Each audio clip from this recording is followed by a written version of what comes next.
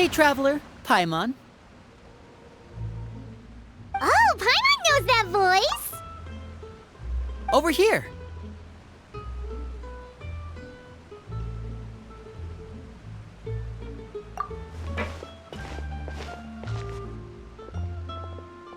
To borrow one of the more popular turns of phrase at the moment, this appears to be quite the fated reunion. Running into you two out of the blue like this has really made my day. I certainly wasn't expecting it. You can say that again. What brings you to Poisson? Wait, Paimon's got it! You must be here for one of your magic shows, right? Actually, we've run into a bit of trouble on the home front, so Father arranged for us to stay in Poisson for the time being. Oh, are Lynette and Fremine here too? Yep, along with most of the other members of the House of the Hearth. You may have noticed Poisson seems a bit more crowded than usual. So you're saying nearly the entire organization has moved to Poisson? Sounds like you've run into way more than just a bit of trouble. What? Well... Since the two of you are so curious, perhaps I can fill in the gaps. You scared Paimon half to death! Father, you're here. You know... On second thought, maybe we don't need to know. It's all probably super confidential House of the Heart stuff, right? We totally weren't trying to pry or anything. No need to be nervous. I could sense your genuine concern from your conversation just now. Of course, I can also understand your confusion. Sending so many Fatui here to Poisson, it's only natural that some might suspect an ulterior motive to be involved. I understand. I'm well aware you've had your fair share of confrontations with the Fatui in the past, and I can't exactly guarantee that we'll remain on good terms in the future. As for right now, however, I would say we have little reason to be at odds, wouldn't you agree? The House of the Hearth could stand to be more open with those who have worked so closely with us in the past. As for the issue at hand, well, it hardly relates to any ulterior motive. To be frank, it all stems from a certain rumor circulating around the House of the Hearth. It's an internal matter. What sort of rumor? A rumor that a certain phantom child is hiding away in the House of the Hearth. A phantom child? Ooh, just hearing the name is giving Paimon the creeps. A spirit that should have long ceased to exist is lurking in the shadows of the House of the Hearth. So I decided to bring the children to Poisson before continuing to investigate the situation. I expect I should be able to track down the spirit fairly quickly. After that, it's just a matter of resolving the situation, if you will. It shouldn't be much trouble at all. If you're curious, or if you still have some concerns, it might be advisable to stick around for a few days. I'm sure the children would be exceedingly pleased to welcome some visitors. Lenny, I'll leave you to entertain our guests. I have some matters to attend to. Of course, Father.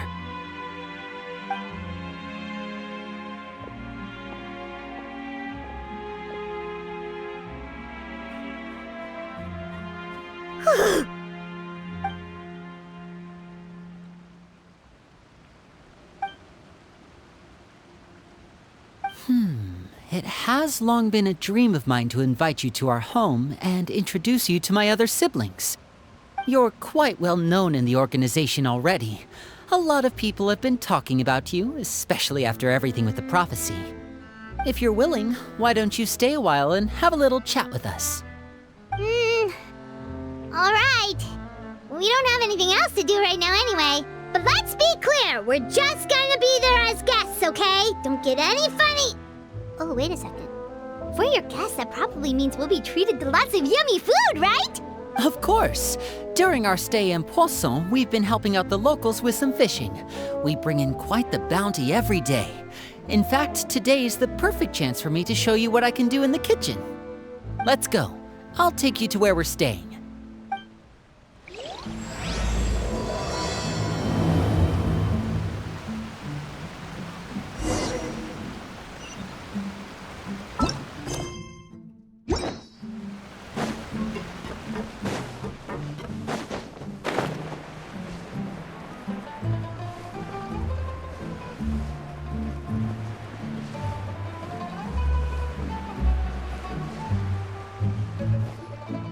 We rented this house from one of the locals to use as a temporary base.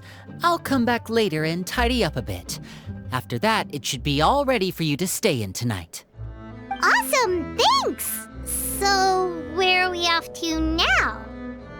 Well, when I happened to run into you two earlier, I was actually in the middle of distributing some supplies. With this many people staying in Poisson, we have to bring in outside supplies every now and then. I should probably make sure the rest of these provisions get delivered, otherwise people might start to get antsy. Okay, we'll come with! There are all sorts of rumors about your organization floating around out there. Paimon's not sure if she could even take a wild guess as to what's true and what's not. But now that we finally have the chance to see a day in the life of the house, we can take a good look at how you operate! Well, you're more than welcome to come along.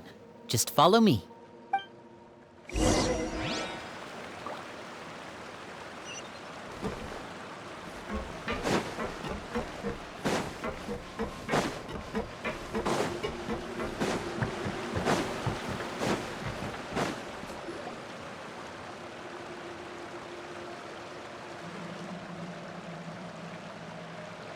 Linny! You're finally here.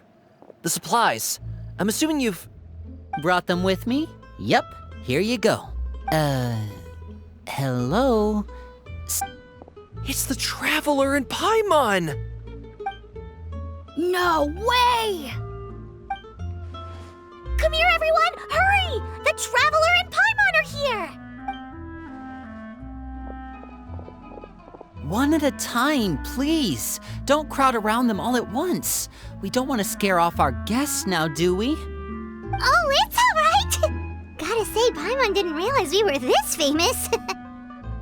Of course! Father and Linny have told us so much about you. Father told us about how you helped Linny. According to her, you're a trustworthy friend. And as far as she's concerned, that's pretty much the highest compliment we've ever heard her give. As you can imagine, everyone's been very curious about you. I heard the Traveler is so strong that he can move a mountain with his bare hands. I heard Paimon eats so much that she can clean out the entire pantry at Hotel de Boer in just 3 days! Wait a second! That's the rumor you heard about Paimon? Oh, not cool at all! Oh, wait! When guests visit, you're supposed to give them gifts and stuff, right? Oh, we don't need something like that. Besides, we don't have anything to give to you! Come on, we insist! I can give you some of my new potions. Just pick your poison. And by that, I mean medicine or actual poison. I've got both. Huh? Or maybe Shaplo can teach you guys about stealth! He's super good at it! He's never been caught! Ah, now that's not a bad idea. I know you usually prefer to fight head-on, but it never hurts to expand your bag of tricks, right? When it comes to eliminating your enemies, staying quiet can go a long way. Trust me, I would know. I was poisoned not too long ago, and I'm still dealing with the after effects. So I'm not quite as good as I was before, but I can still give you some pointers. Wait, when you said gifts, Paimon didn't think you meant poison and stealth tactics. But those are the best things we can give you. You don't like them? Ooh, how about this? Tell me the name of someone who really annoys you, and we'll teach him a lesson for you. All right, Fold, Selwar. I think that's enough suggestions for now. When it comes to being a good host, it's the thought that counts. You don't need a physical gift to make our guests happy. In fact, pestering them with suggestion after suggestion might make them more annoyed than anything. I would say your enthusiasm has certainly gotten across. Really? Awesome! It's been so long since we've had guests to play with. If there's anything you need, just let us know. Yeah, especially if it's poison or something. I've got all sorts of potions for that. Well, we'll talk to you all later. We've still got supplies to distribute. All right, see you later.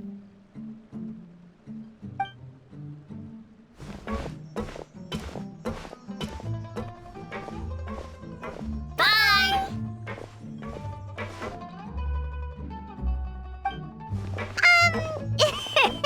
Lenny, about all Scared you, did it? That kind of talk comes with being part of the House of the Hearth. When Foltz was really young, he strangled all of his family pets, just out of curiosity. He was labeled a dangerous problem child and was abandoned by his family. Elwar has an unnatural obsession with potions. Father has forbidden her from trying all the different concoctions she comes up with, but she still tries to test them in secret. You really have to keep an eye on that one. Chaplot is around my age. While I'm mainly responsible for collecting intelligence, he handles surveillance.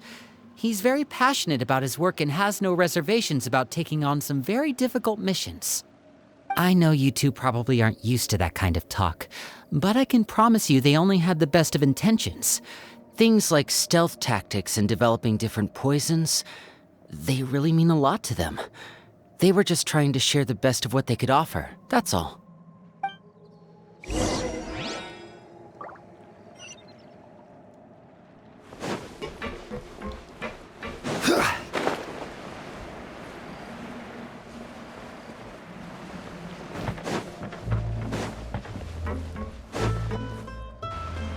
Filial, supplies are here. Thanks. And who are these two? Outsiders? Allow me to introduce you. This is the Traveler and Paimon. Oh, you're the famous duo I've been hearing so much about. It's nice to meet you. I heard you've traveled to all sorts of places. Is that true? Of course! We're making our way all across to that! Oh, good for you. You must be pretty familiar with Fontaine by now, then. Have you seen the new opera that started running recently? I think it's called... The 4,000 Thieves? Oh, this is the first we've heard of it. It seems like it's going to be fantastic. From what I've been able to tell from the posters, anyway. You should definitely check it out if you have the time. Oh, and there's The Blind Maiden, too. That one is supposed to have audience interaction. Seems pretty interesting. After this mission is over, I think I'll go get a manicure. Oh, maybe I should dye my hair. Wonder how much it'll cost. Is it just Paimon, or do these two seem much easier to get along with than the others? Looks like the House of the Hearth has some normal members after all.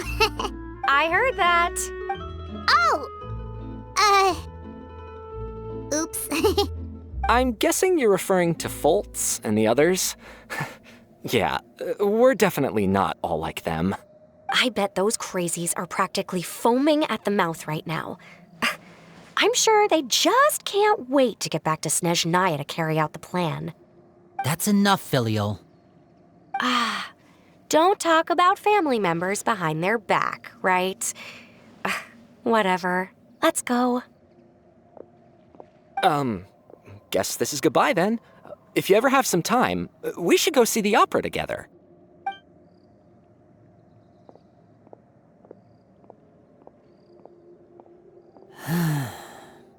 Well, that's it for the supplies. We should probably head back as well.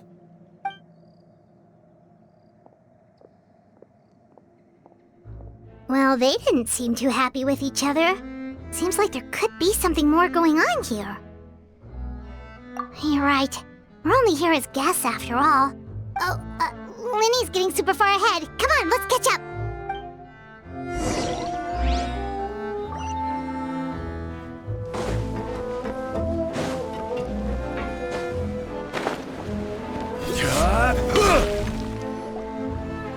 So, what do you think of the members you've met so far? Well, Father is always encouraging us to be strong-willed and independent. So if there's one thing we've got, it's people who aren't afraid to speak their mind. Well, I should probably get cooking. Wanna join? Of course! Then let's head out and... Fremine? What are you doing here? Well... Fremine! Nice to see you again!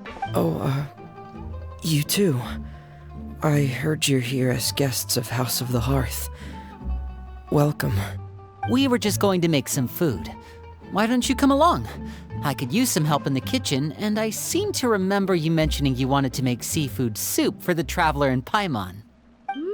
Seafood soup? Oh, Paimon is drooling already. Were you looking for something just now, Fremine? Maybe I can help. It's nothing. I just wanted to see if there were any extra supplies. Yeah, we've got some left over. What do you need? Some food and water. And some clean cloth, if possible. No problem. Give me a second here. Food, water... Wait a minute. What do you need all of those for? You're not on any missions as far as I'm aware, and you were just going to come eat with us. So what's this all about? I thought I'd grab an extra portion because I get hungry at night. Could be because I'm growing, you know, and... Fremine, you remember what I told you? You're not like me. Your lying skills still need some work. Tell me what's going on. Is it really bad enough that you have to keep it from your own brother?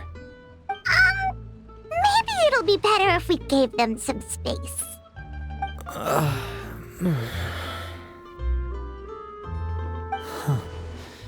This is the first time I've seen that kind of look on your face. Whatever happened, does it have something to do with Father? Yes. Just follow me.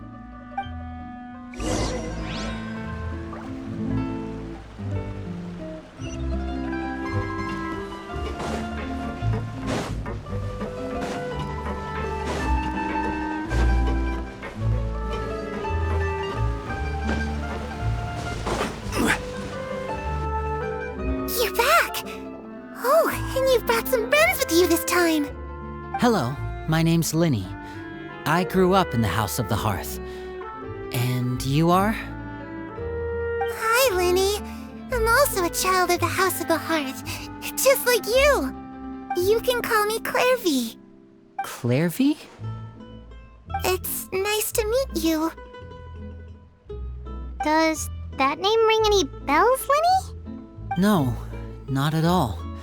That's not a name we have on our roster, I'm sure of it. What I'm not sure of, though, is how she managed to sneak in. She must be the phantom child Father's been searching for. From the looks of it, I'm guessing you were the one that found her, Fremine. You, haven't told Father, have you? No, I haven't told anyone. I've just been keeping her hidden. For how long? About half a month now. So ever since we got to Poisson, then. Do you have any idea what you're doing? I know what I'm doing. Really? 'Cause from where I'm standing, it looks like you're hiding the very person Father has been trying to find. If Father finds out about this, everyone involved is going to be punished. You know the rules of the house, Fremine. I know you do. Father doesn't tolerate any form of betrayal. So why are you doing this? I've thought it through. And I just can't hand her over like that. Linny, don't you remember last year? Sheplo nearly died after getting poisoned during that one mission. He wasn't able to get back before the poison started taking effect, and not a single person was there to help him. That night, while I was sleeping, I heard a voice telling me to go save him. I opened my eyes, but I couldn't find the source of the voice. I thought maybe I was just hearing things, but I went to look for him anyway. Luckily, I got there with enough time to save his life. That feeling of being haunted, of hearing voices, it's happened many times in the House of the Hearth. I'm sure you've noticed. So what you're saying is, that was her? She was the one who spoke to you that night? Unless there are other spirits roaming around the House of the Hearth, I don't think there's any other possibility. If Clairvy were our enemy, It wouldn't matter whether she was a spirit or an actual child. I would have acted without a second thought, because that's what Father ordered us to do. But she's been living with us, helping us from the shadows all this time. I think that makes her family. I couldn't just hand her over to be dealt with. Not when there's so much we still don't know. So what's your plan then? You can't keep her here forever. Someone is bound to find out eventually. I haven't thought that far yet. I don't want to disobey an order from Father, but I also don't want to put Clairvy in danger. Come with me. There are a couple things I'd like to say to you in private.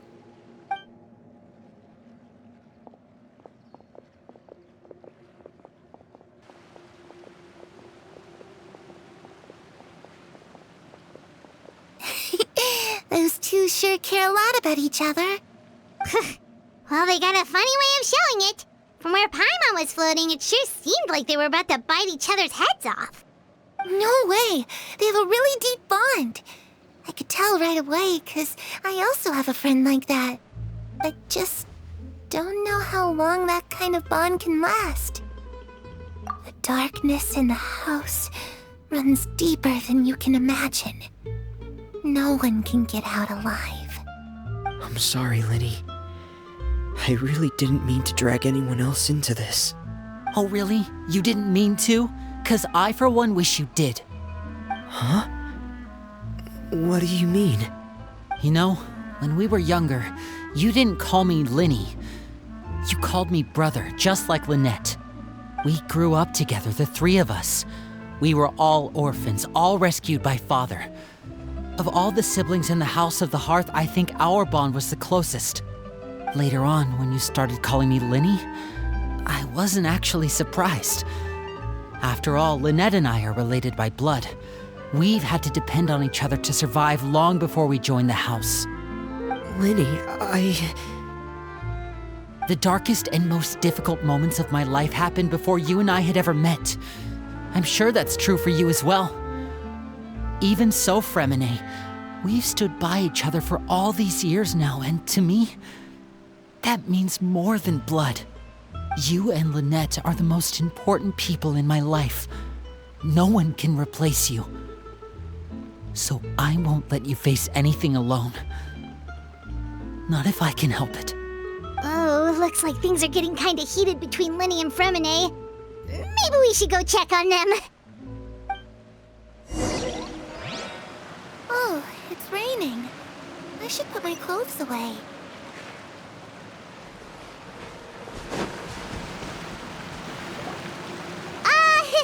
Hey, you two! Hope we aren't interrupting anything. Like a fight, or... Oh, wait a minute, Fremine. You're not crying, are you? Is everything all right? everything's fine. Thanks for asking. Well, we're all friends here, right? We've been through so much together, so if there's anything we can do to help, just say the word. It's just a small family dispute. It's not something our guests should trouble themselves with. In fact, it might be better if your stay ended here. What are you getting at, Traveler? When guests are around, families are often on their best behavior. And any disputes are less likely to escalate. That's what you're trying to say, isn't it?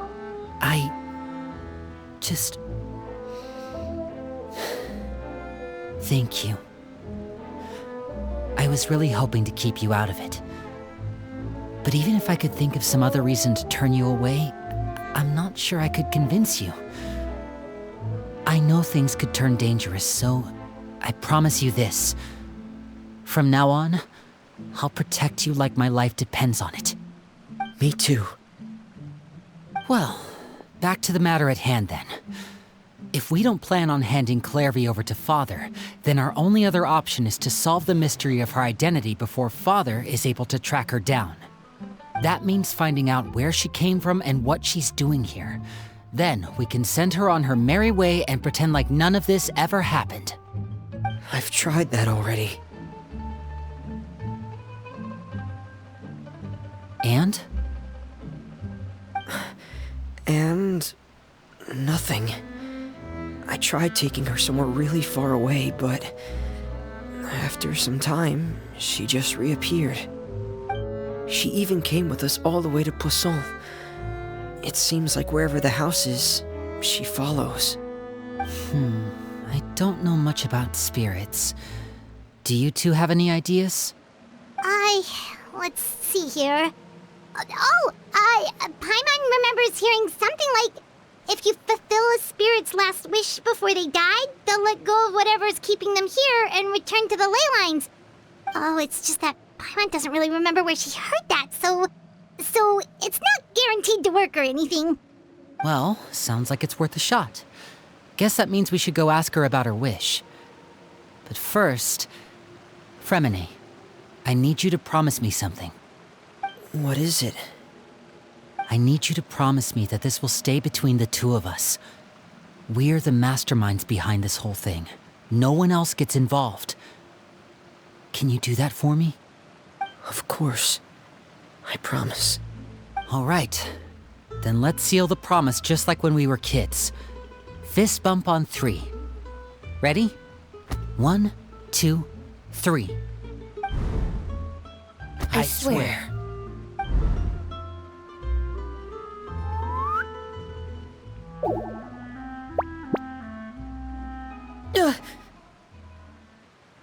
Whoa!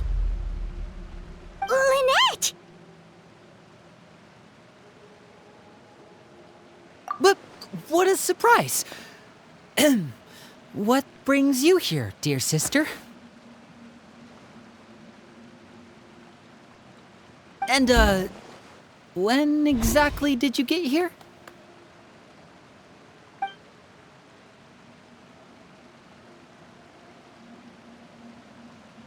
You're an idiot, brother. And you too, Fremine.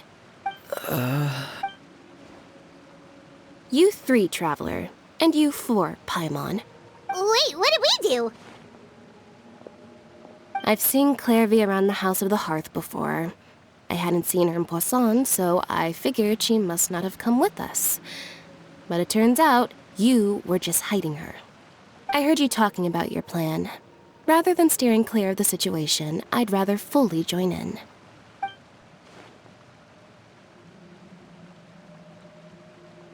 If you don't agree, I'll have no choice but to report everything back to Father. You're not giving us much wiggle room here, Lynette. Well, I guess we're all in this together then.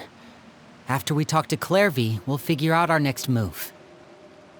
There's no time to lose. Let's go.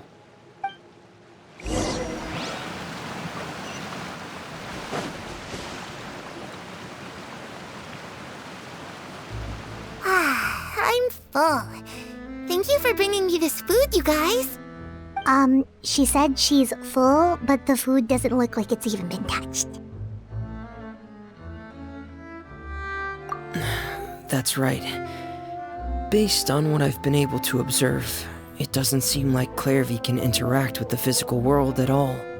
Still, when she's presented with food, she'll always linger around it for a good little while. Maybe, in her mind, she really is eating those things. Does she know that she has already passed away? I've tried to ask her, but she didn't answer. My guess is that she's just as confused as we are. Or maybe she couldn't understand the question at all. Clairvy, if you've got some time, I'd like to ask you a few questions. Sure. Oh, another new friend. Hi, I'm Clairvy. Hello. Clairvy, how did you join the House of the Hearth? Huh? Isn't it the same for everybody? The knave brings you here and then you can't leave.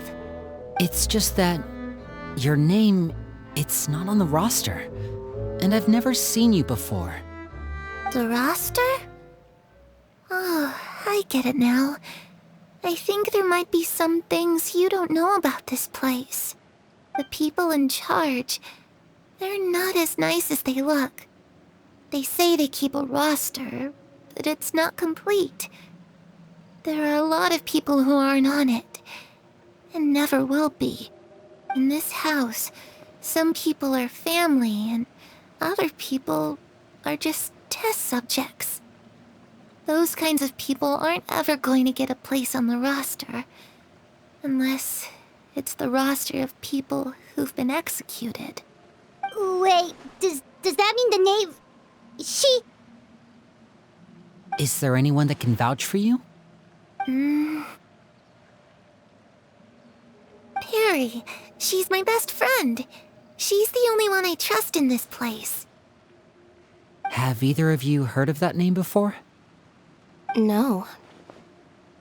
Me neither. Clairvy, Perry. Neither of those names are on the roster. But it seems like she's telling the truth. Either that, or this kid's already got a bag of tricks bigger than mine. Maybe we should try a different approach. Clairvy, do you have a wish? A wish? It can be anything you want. Just imagine, it's your birthday, you're blowing out the candles, and your wish is...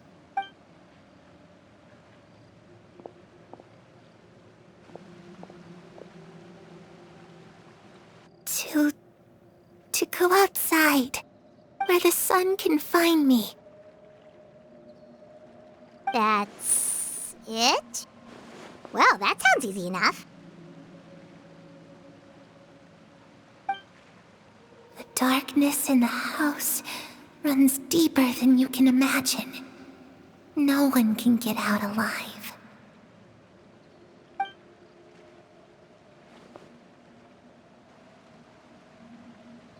Okay, time to divide and conquer. Listen up, I've got a plan. I'll try and find a way to use basic illusory magic to take Clairvy outside and bring her somewhere with sunlight. Lynette, try and find the list of executions that Clairvy was talking about and see if her name is on it. Fremine, you stay in Poisson. We can't be the only ones who've had run-ins with Clairvy. I need you to collect intel on everything she's said and done. Understood. I'll try my best. What about us? What should we do? I really appreciate your willingness to help, but this is a family matter. I don't want to drag you in too deep. It's too risky. Let me think. Since Father considers you to be guests, maybe you could stick by her side for a little while. You don't need to do anything except keep up some nice, casual conversation. Ah, Paimon gets it. You want us to distract her. I'll give you a magic bird. If Father suspects something, all you need to do is release it when she's not looking, and it'll alert me that something's wrong. Of course, that's only as a last resort. If Father doesn't seem to notice us, there's no need to make contact. We'll reconvene here tonight after all's said and done. If the worst-case scenario happens and we're discovered, just tell Father everything. We're not going to let our guests get punished for our own actions. That's where we draw the line. You too. Okay, this is where we part. Father should be at the beach nearby.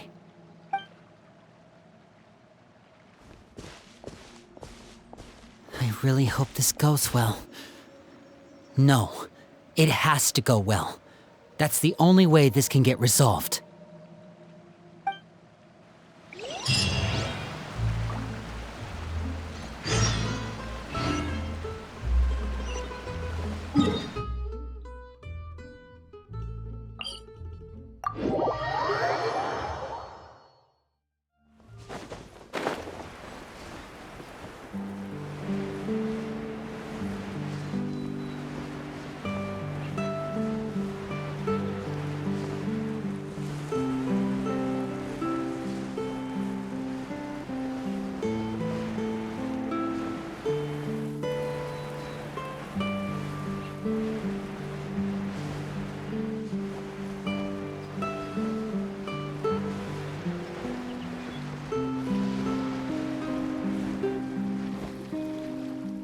It's the knave! And... child! Hey, aren't you supposed to be in Snezhnaya recuperating? What are you still doing in Fontaine? Oh, it's you two. I didn't expect to run into you here. I was unconscious for quite a while after the fight in the Primordial Sea. After I woke up, I realized I was being taken back to Snezhnaya, and I couldn't have that now, could I?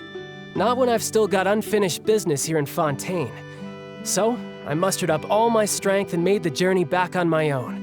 What sort of unfinished business are we talking here? It has to do with Skirk, my master. I really wanted to meet up with her, but by the time I got back, she had already left. I still have so many questions for her.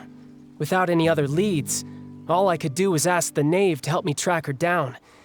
She must have left behind some traces from her time in Fontaine. Oh, okay, so have you found any clues? Unfortunately, no. While the House of the Hearth is adept at collecting all manner of intelligence, certain existences can still manage to escape our purview. Basically, unless Master feels there's a need to meet with me, she's not going to be found. But that problem has an easy fix. I just need to become stronger, and then... Paimon thinks you should focus on getting better first. The worst of it is over.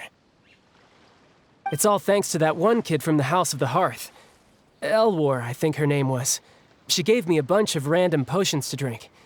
They didn't go down easy, let me tell you. Pain and chills all over. But they really did help speed up my recovery. And that's good, because it looks like I really do have to head back this time.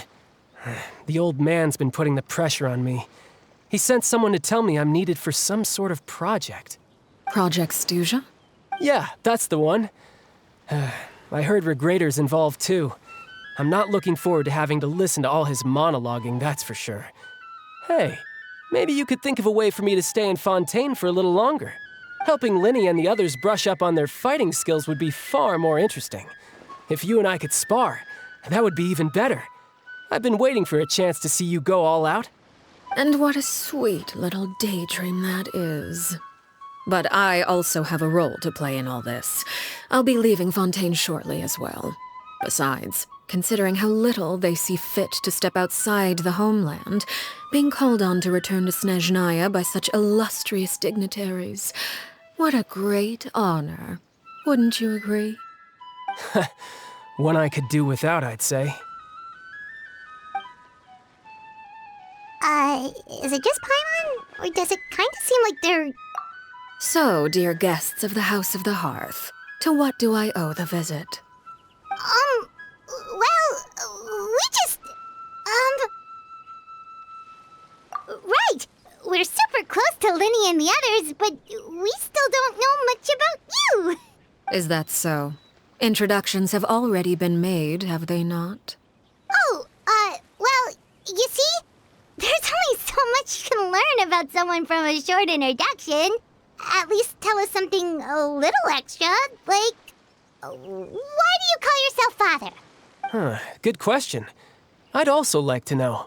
The fact that you have to ask tells me our intelligence work has been quite successful. Telling you the answer to that question would only serve to undermine that success. And we can't have that, now can we? Spoken like a true diplomat. That was some expert sidestepping right there. Well, if there's nothing else, I think I'll take my leave. I still have a small matter to resolve at home. Wait, don't go!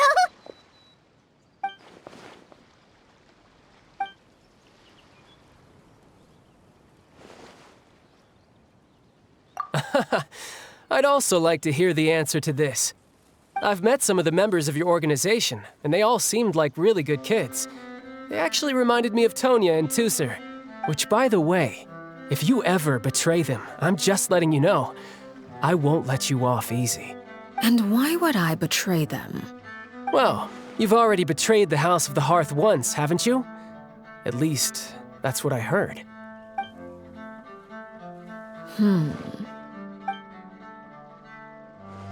Okay, I admit.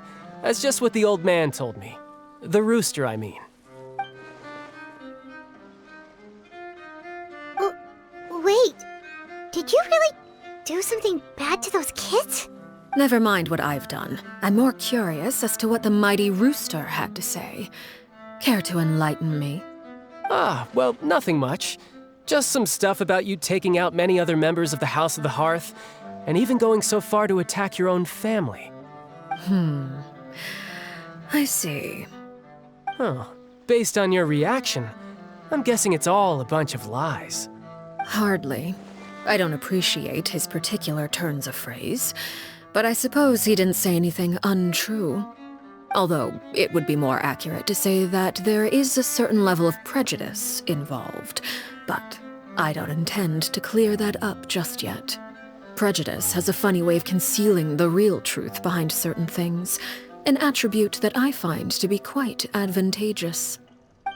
Call yourself a Fontanian, for example, and people will assume all sorts of things, when the real truth is that this is simply the land where I was raised. Huh? You're not actually from Fontaine? But then why did you try to help out with the prophecy and everything? I was trying to protect the children born in Fontaine. Claiming that I myself was a Fontanian simply made it easier to operate. People would hardly suspect a fellow Fontanian of having any ulterior motives. Who wouldn't want to save their homeland after all? The primordial sea wouldn't have any effect on me, but it would have caused great harm to the House of the Hearth. Well, you wanted extra information, didn't you? There you go. I hope that satisfied your curiosity. So, you stayed in Fontaine for the kids. I guess I was wrong to believe you'd betray them. Apologies. Looks like I was holding on to some prejudices myself. Good. Like I said, I like it when others have misconceptions of me.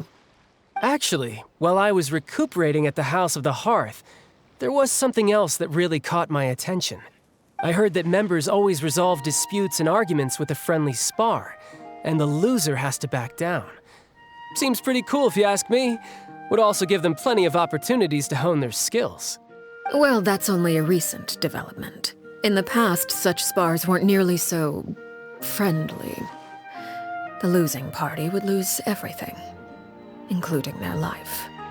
They were that high stakes? Whew, at least that's not a thing anymore. Well, the current atmosphere's not half bad. I'm a bit jealous, actually. You've got so many family members around you, and you even get to live with them. Having a lot of family around means dealing with a considerable amount of bickering and scheming. Once Tonya and Tusser enter their rebellious phase, I'm sure you'll understand. Just imagine. Tusser becomes obsessed with plucking out strands from the rooster's mustache, or Tonya decides to dye her hair 42 different colors. Okay. I get the picture.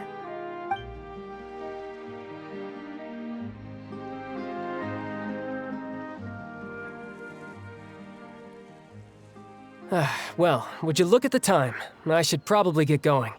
Traveler, Paimon, I'm not sure where our paths will cross next, but the next time we run into each other, we should definitely try and find some time to spar. Again,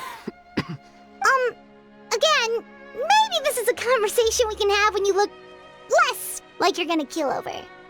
All right. Well, thanks for everything, Arлекino. No thanks necessary.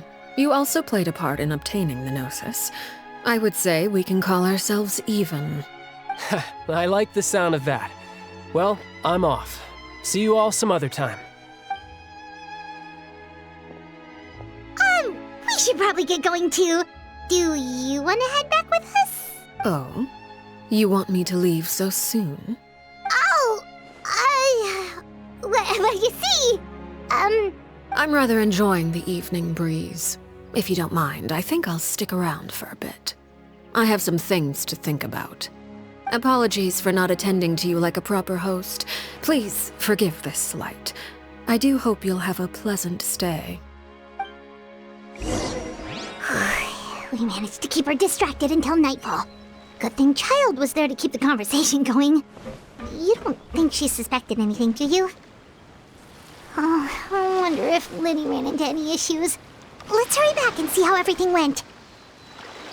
Oh? You decided to stay a little longer? Let's take in the ocean view together, then.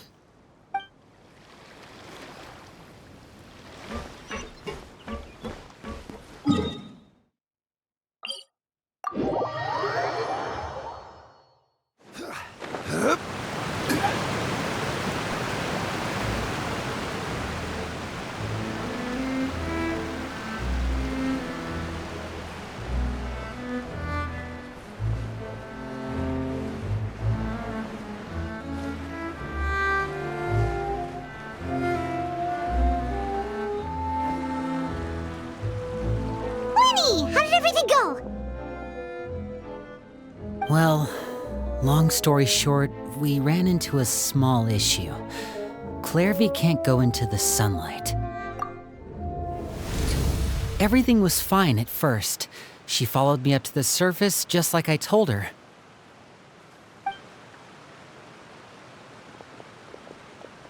But as I led her out of the shadows and into the sunlight, she vanished.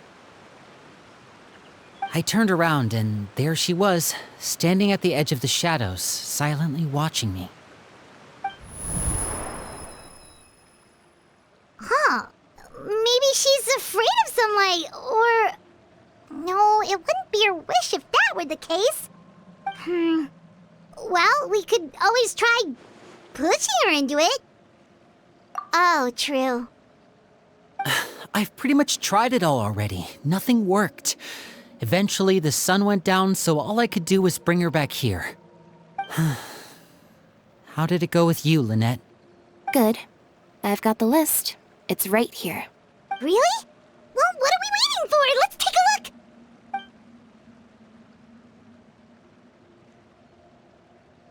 Oh, that's a lot of pages. Oh, it's gonna take forever to get through it all. We can each take a section. Here. La Pouillade, L'Endroit, Chambel, Horaire.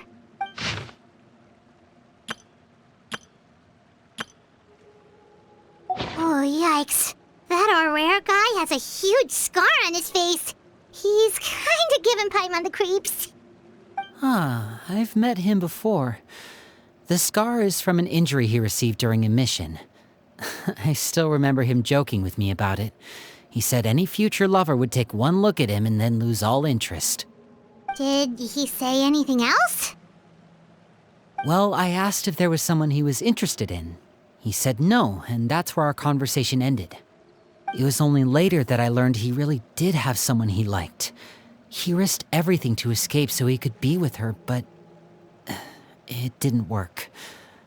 One day, Father asked to see him, and, well, I never saw him again after that. Wait, so that means the knave, she... It may seem cruel, but it's just one of the rules of the house. Betrayal is not to be taken lightly. We know too many secrets to come and go as we please. So, if you do try to leave, you pay with your life.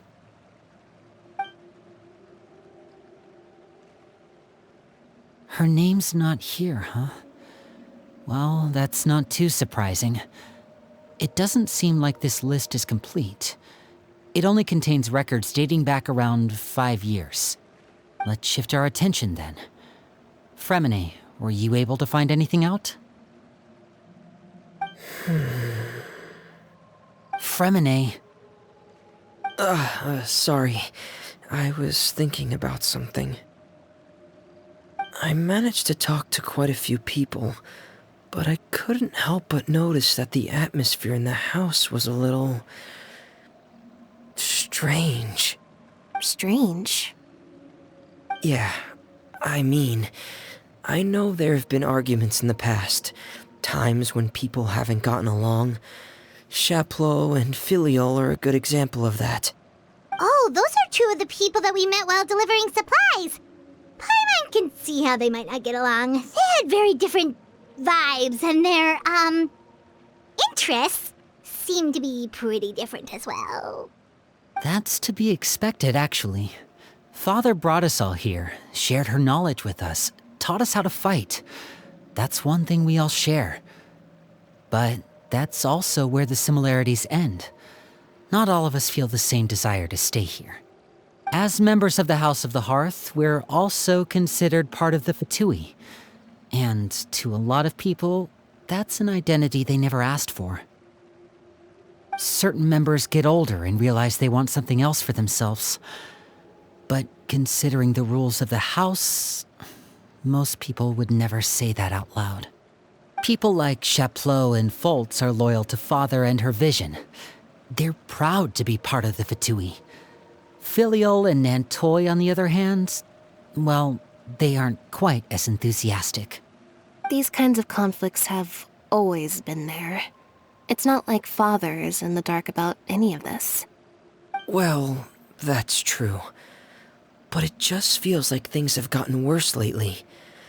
Filial and the others, it seemed like they were meeting in secret to talk about something. I can't say for sure, but I think they've met Clairvy. You think she's been inciting them to act out? No, not exactly. But I wouldn't be surprised if she said something to them about the darkness in the house and how deep it runs. She's told me about it before. Experiments being run on children. People being used as pawns on the battlefield without so much as the strength to survive. And they just believed all that? Without any evidence? Clairvy's words probably gave them the excuse they were looking for. Whether they actually believe them to be true is secondary. This is all because of Project Stuja, isn't it? Whoa. Hold on a second. What's this Project Stuja all about, huh? This is the second time it's come up now. Sorry, but I'm not sure of the details either.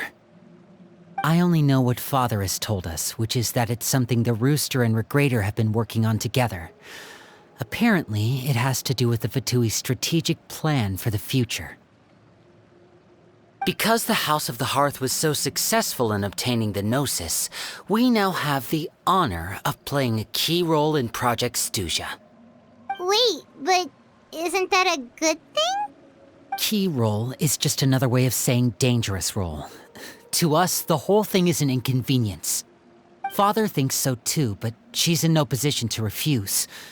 Their plan isn't exactly unreasonable, and they've been funneling the house a lot of funding. It's just that we'll lose a lot of members in the process. Participating in the plan, it's an honor in name only. What they're really trying to do is subdue us. The existence of an intelligence organization outside their control makes them feel uneasy.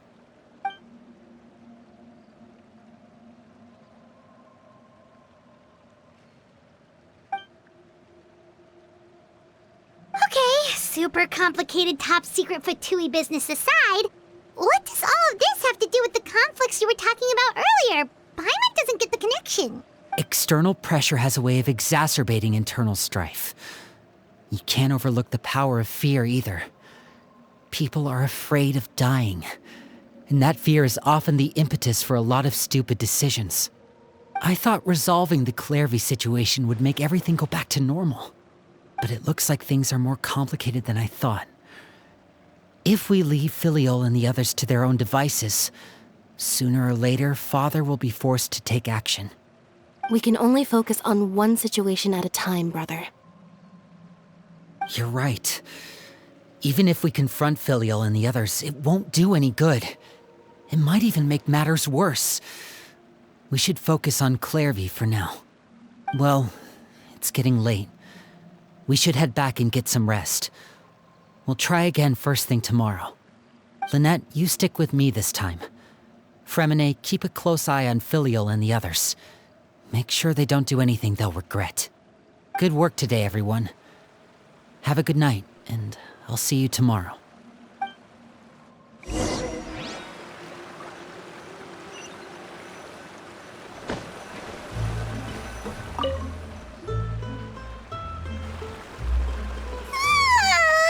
Oh, I'm always looking forward to an early night, but she can't sleep at all. Hey, you don't think the knave will be too angry with Linny and everyone if she finds out about all this, do you? She's even scary when she smiles. If she were to actually get angry... Ooh, you have to protect Paimon if that happens, okay, Traveler? Trust is ever, Traveler. Look! Look over there! Quick! Let's catch up with her before anyone sees!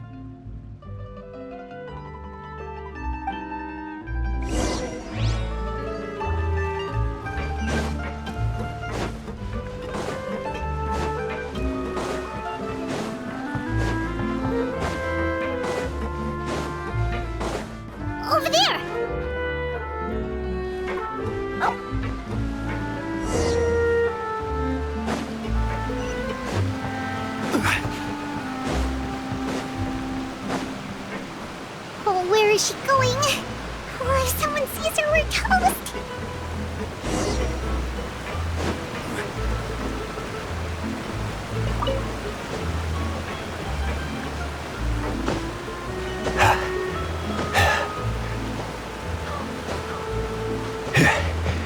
Oh, look!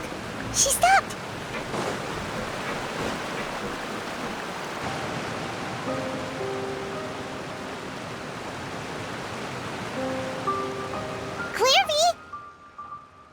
Shh. I opened the window while no one was looking. Look how pretty the outside is.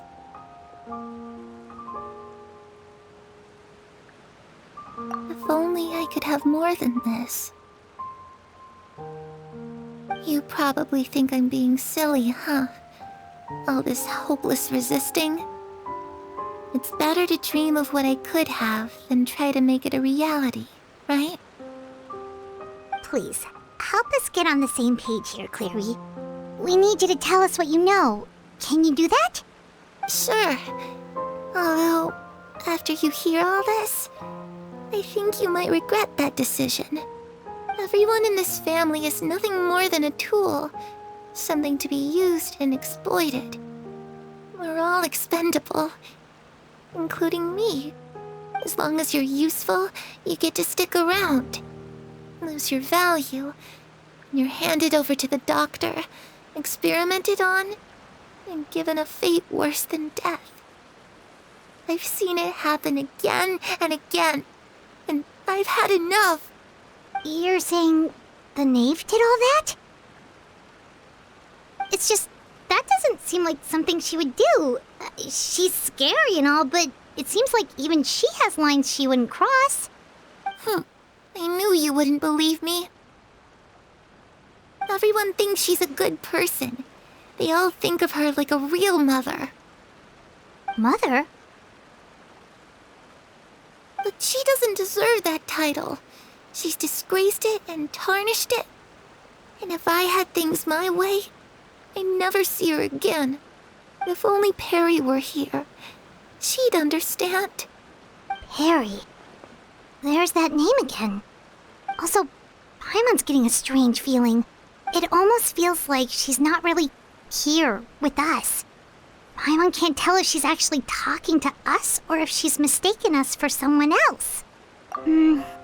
Well, in any case, it seems like she really needs someone to talk to.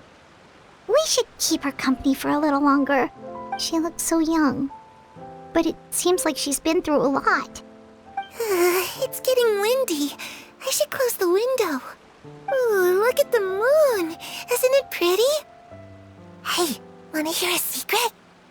I heard that if you look up at the night sky in Snezhnaya, you can see the aurora. It's supposed to be super pretty. Even prettier than the moon tonight. Perry and I promised each other that once we're older, we're gonna go see it together. But I can't find her. I'm worried she's also been...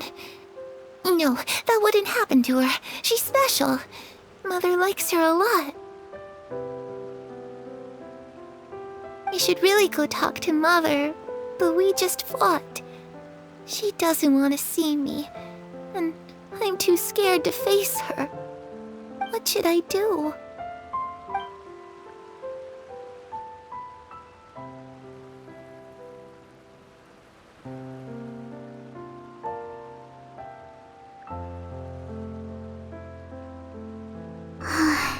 Paimon really doesn't understand what's going on with her.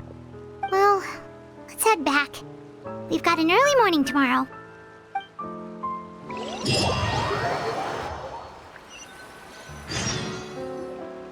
All right, looks like we're all here.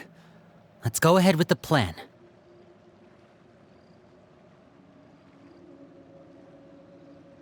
Oh? What is it? What makes you ask that? Well, we kinda ran into Clairview last night, and that's what she told us. We met the doctor back in Sumeru. He's super dangerous, and he's done all sorts of bad things. It's possible that Father and the Doctor have had certain dealings, but I don't think Father would work with him. We're not really on the same side, so there's not a lot of trust between them. That doesn't exactly set the stage for a successful partnership. I did hear, though, that when Father first became a Harbinger, the doctor offered to work with the House of the Hearth. Father rejected most of his proposals, except for one. It had to do with some sort of secret experiment. Secret experiment? Could that be what Clairvy was talking about? I don't think so. I don't know any details about the experiment itself, but I do know it's an entirely independent operation. The doctor only proposed a direction for the research. That was the extent of his involvement. I still don't think that counts as working together. The details of the experiment are confidential, but complete records are kept on all participants. That doesn't seem to be the case with the situation Clairvy referred to. I know you don't agree with some of the Fatui's methods, and I'm not asking you to. But I am asking you to trust us on this. The House of the Hearth has its own principles. There are certain lines we're not willing to cross. Alright, that's good to hear at least. Clairvy seems to think the knave and the doctor worked together to do something horrible. If that turned out to be true, Paimon doesn't know how he would even face you guys. It's just that it doesn't seem like Clairvy is lying either. The easiest thing to do would be just ask the knave directly, but Paimon doesn't think she'd tell us.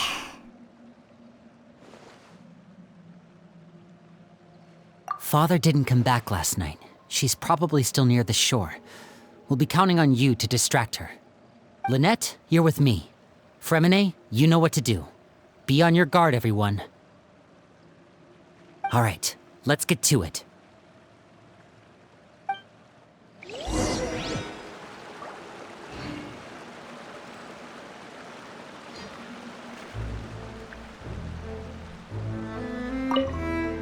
Where are we going today? Let's try somewhere further away this time.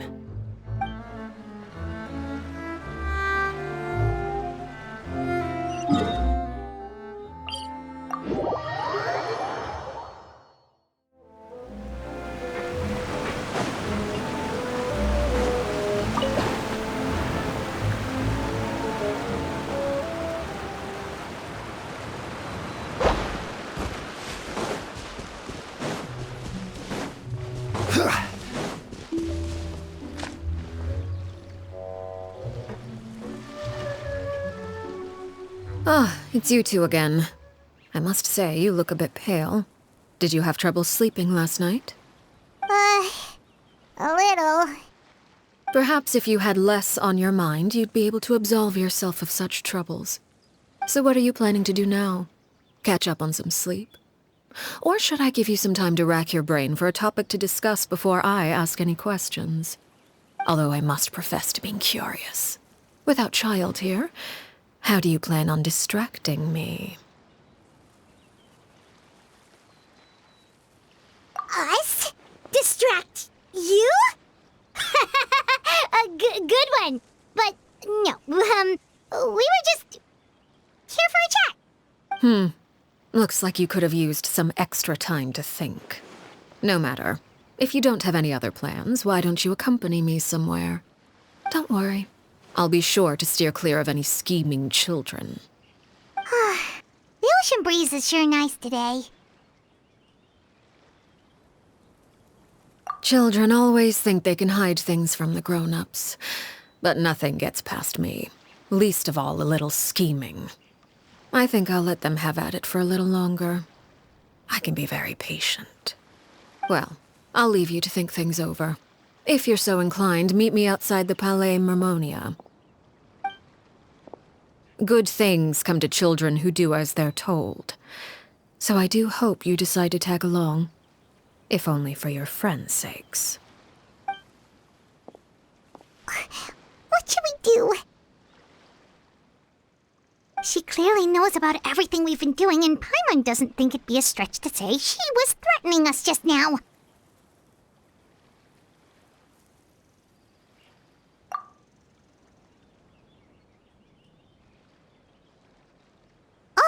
good idea. Hopefully he sees it in time. Well, we should probably head to the Palais Mermonia. Paimon doesn't want to find out what happens if we don't show up. Based on what the knave was saying just now, it sure didn't seem like it'd be anything good.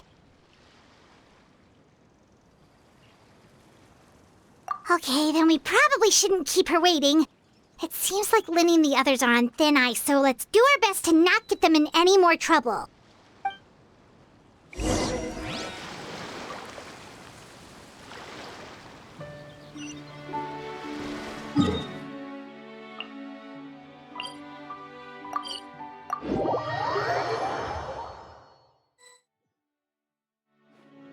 Seeing as we still have some time before my meeting, we might as well enjoy some pleasant conversation while we wait.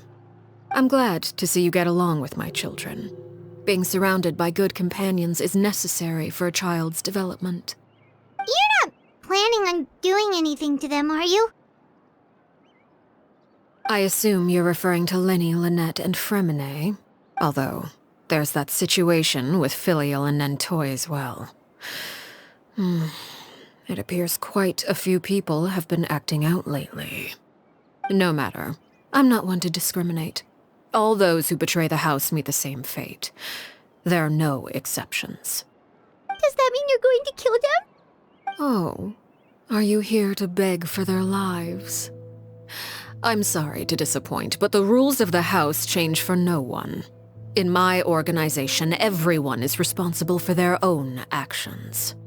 But don't you care about them at all? They really respect you. They even call you father. You must feel something for them. Any organization in which feelings come before principles is one destined for ruin. The House of the Hearth is hardly an exception. You could say our principles are more stringent than most. Perhaps I can offer you this consolation at least. As our guests, you two will not be held accountable along with them. I would imagine Linny, Lynette, and Fremine will be able to keep their lives. As for Filial, Nentoy, and the others, I'm afraid there's little I can do.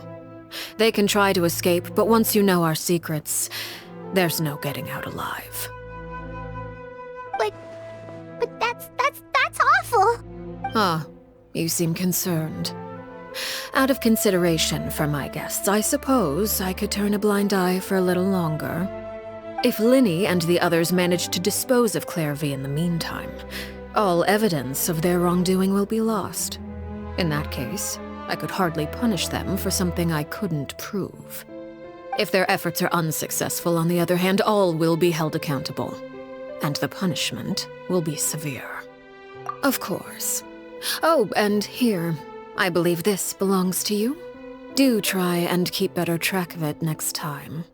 It takes a considerable amount of time to train a bird like this. It would be such a pity if you were to lose it. Wait, where did you get that? Well, I'm afraid that's all the time we have to chat. Now, for the matter at hand. I asked you to meet me here because I have business at the Palais Mermonia.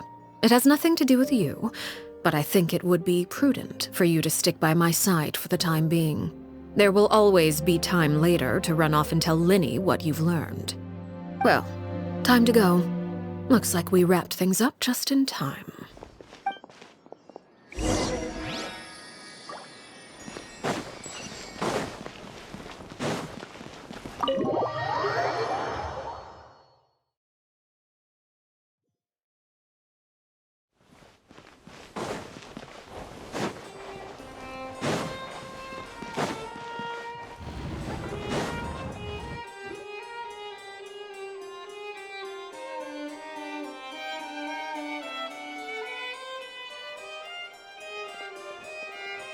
It's been a while, Monsieur Neuvillette. I must say, I wasn't expecting my meeting request to be approved quite so quickly. The Palais Mermonia operates with an efficiency worthy of admiration. It is only right that an esteemed diplomat such as yourself should be afforded the proper level of respect. Although, if I may speak plainly, I must confess that I did not anticipate we would have the occasion to meet again after presenting you with the Gnosis. I see you brought the Traveler and Paimon with you as well. If I may inquire as to the purpose of your visit. I'll be departing Fontaine shortly. There is, however, an outstanding matter that I would like to see resolved before I go. It requires a rather lengthy explanation, I'm afraid. So I took the liberty of explaining everything in this proposal. Please review it at your leisure, Monsieur Neuvillette.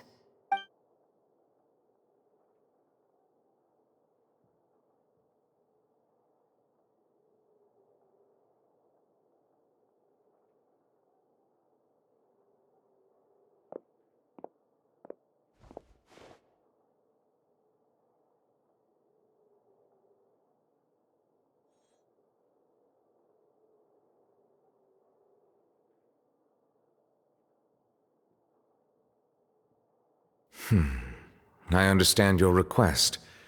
However, at the risk of causing offense, I must admit that I fail to see why you would wish for such a thing. I heard you have a certain fondness for water tasting, Monsieur Neuvillette, so allow me to use water as an analogy. A family is like a large body of water with countless rivers flowing in and out. As someone who watches over this system, I would hope that each river that flows from the source will eventually reach the ocean. Of course, objectively speaking, I know this is impossible. Most of the rivers will dry up along the way, disappearing into the ground. Not all rivers are destined to reach the ocean, but I would not see their existence rendered meaningless. I believe the water that flows within them is simply meant for a different destination, like a field in need of irrigation. Or perhaps the glass of a certain water-tasting enthusiast. Did you get any of that, Traveler? Your words paint an optimistic picture indeed.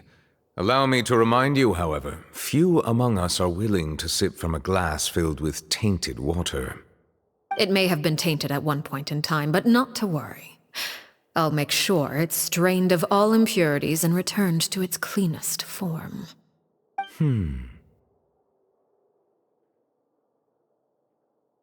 I seem to recall there being a transactional aspect to your proposal. Perhaps you could expound on that? If you accept my proposal, Monsieur Neuvillette, I will gradually withdraw my forces from Fontaine. And, unless absolutely necessary, I will no longer carry out any special missions within Fontaine. I presume I can take your words to mean that, in the future, cases similar to the Tartuffe assassination will cease to cross my desk? Tartuffe? Ah, that thief who embezzled funds from all those charities, you mean? My deepest condolences to his family, but without any evidence, I cannot imagine how the House of the Hearth might have been involved in his passing. Of course, if you accept my proposal, Monsieur Neuvillette, I'm sure certain measures could be taken to reduce the frequency of such troubles. You choose your words carefully indeed. In that case, I am inclined to accept your proposal. My thanks for your generosity, Monsieur Neuvillette. Well, with that settled, we should be going now. I took the liberty of bringing along 2 bottles of spring water from Snezhnaya for you to enjoy. I do hope I get the chance to hear your impressions. Perhaps at our next meeting, yes? Indeed. I trust you would not overlook your commitment in the meantime. All right, Traveler Paimon. Time to go.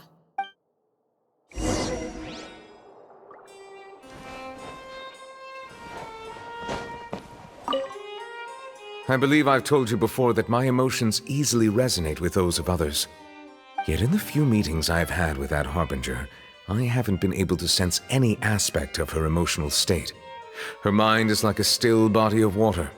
Who knows what darkness lies in its depths, and the lack of ripples on the surface gives nothing away. It's unclear whether this is her natural state of being, or whether it's an incredible strength of will that gives her the ability to master her emotions. Either scenario, however, suggests she is a very dangerous individual. I do not expect an explanation as to why you two are by her side. Whatever your reasoning, I would only advise you to take caution.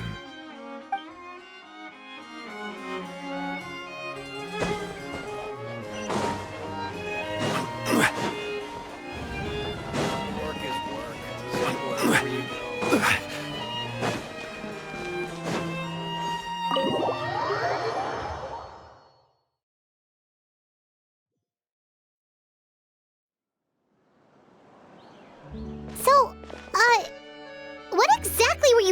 talking about back there? Paimon only heard you mention some rivers, a large body of water, and then some kind of irrigation scheme. You really want to know? I would imagine there might be more pressing concerns at the moment. Winnie, Paimon really hopes everything's going okay.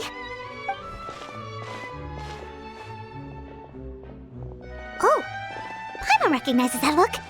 You've got your thinking cap on, don't you, Traveler?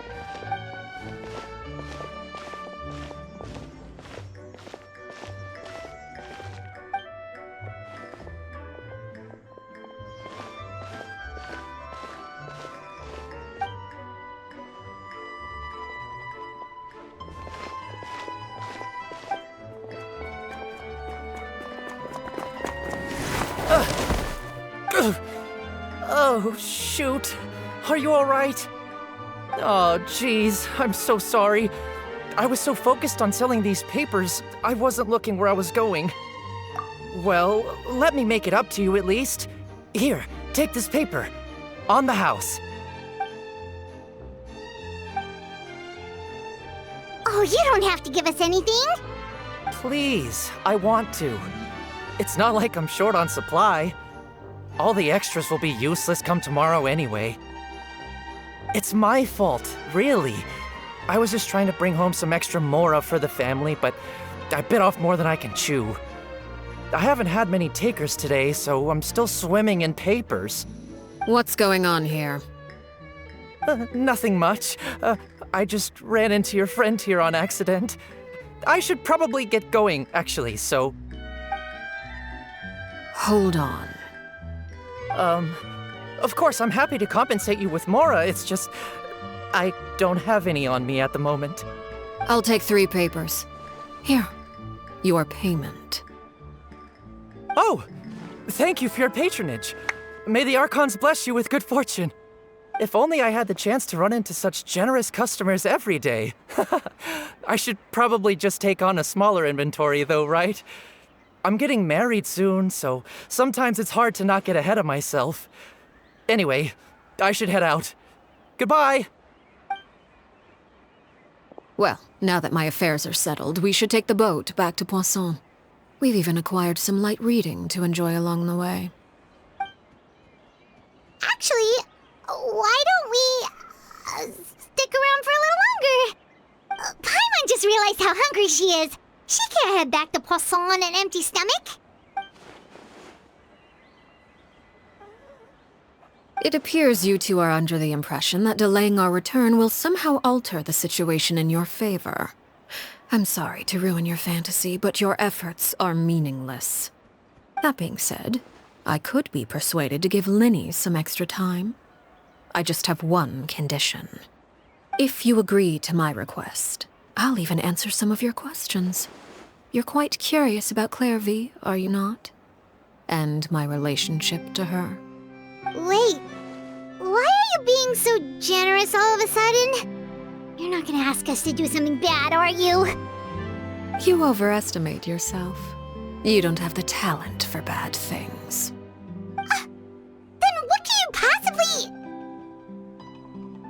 The most important consideration in a negotiation is that both sides receive something they want. Demands and threats only get you so far. Wonderful. Here it is. When the time comes, make the choice that you deem most appropriate in the situation, and lend your help to the House of the Hearth. Okay, sounds normal enough. But what do you mean, when the time comes? When is that supposed to be? That is for you to decide. Then we have a deal. Follow me.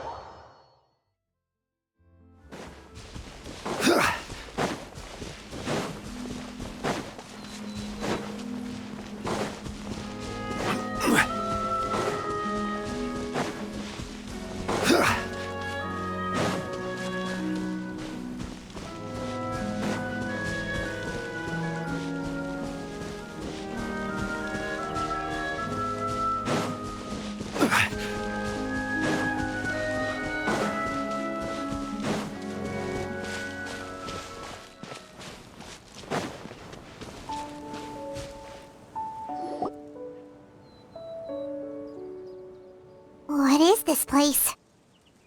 Somewhere long forgotten by everyone. It used to be a grand building. Now it's nothing more than a pile of rubble. No one comes here anymore, nor does anyone care about what once happened here. Although, this place does have something to do with the story I'm about to tell you. It was before I became a Harbinger, and before Linny and the others joined the House of the Hearth. Due to certain events, I first killed Clairvy and then her mother. And this is where it all happened. You were the one that killed Clairvy? Patience now. Allow me to explain Clairvy's side of the story first. I'll start from the beginning. Clairvy was 6 years old when she was brought by her mother, Crucibina, to live in the House of the Hearth. From the outside, it seemed like a fairy tale. A thriving family made up of kind adults and friendly children. Crucibina was the knave at that time, and the House of the Hearth was under her control. She was Clairvy's mother by blood, but she was also the mother to all the children in the house. Clairvy was happy here, for a time. But she quickly realized that being part of this family wasn't a fairy tale at all. It was a kind of purgatory. Purgatory? Exactly. The House of the Hearth takes in war orphans from all over Tevat. But as for how to raise them, that depends entirely on the person in charge. Crucibina came up with a novel idea. She would teach the children to fight, force them to duel each other, and then crown as the king of the house the child who proved themselves most worthy of inheriting her title. It's difficult to estimate the number of children who died or were maimed in the process. There's little I can say about the ones who died. The ones that emerged with permanent injuries, on the other hand, well, they still served a purpose. They would be handed over to the doctor to be experimented on, or sent away on dangerous missions. Nothing more than tools to be used and then discarded. So those were the experiments Clairvy was talking about. But what actually happened to her? You said that Clairvy was Crucibina's daughter, so if Clairvy tried to convince her to stop what she was doing, Crucibina probably would have listened, right? Despite being Clairvy's mother, Crucibina cared little for her daughter. She forced Clairvy to join the House of the Hearth only as a means to demonstrate her own impartiality as a mother, to prove that she treated all her children equally. Clairvy did try to convince her mother to change her ways, but it was to no avail. After her efforts failed, the only other option was to rise up and try to fight back. Unfortunately, the other children had already been thoroughly indoctrinated into the illusion of happiness Crucibina had created. Of course, there was one exception. Someone Clairvy's age who knew the truth about the House of the Hearth. Her name was Peruere. Wait, the friend that Clairvy mentioned? Friend, huh? I suppose we can call her that for now. Clairvy was a cheerful and passionate person with a tenacious spirit. Peruere, on the other hand, was rather cold-blooded. Her cold-blooded nature allowed her to see through Crucibina's facade. Yet, it was also this cold-bloodedness that prevented her from acting against it. At least at first. While Clairvy longed for freedom, Peruere was convinced that, amid all the fighting and violence, she would make it until the end. Despite their differences, the two became fast friends, united by their knowledge of the truth. Clairvy told Peruere that she hoped to create a real family, where no one would be killed or sacrificed. There may have been a certain naivete to her ideas, but Clairvy proved her determination many times over. She tried countless times to run away, ask for help, or expose the truth. But her efforts only earned her beating after beating. The only thing that kept her going was her strength of will. Even with her body racked with pain, she would still stand on her tiptoes and open the window at night. She and Peruere would look out at the moon together, a fierce longing for freedom shining in her eyes. But one day that light simply vanished. Oh no. What happened? Her hopelessness resulted from a culmination of things.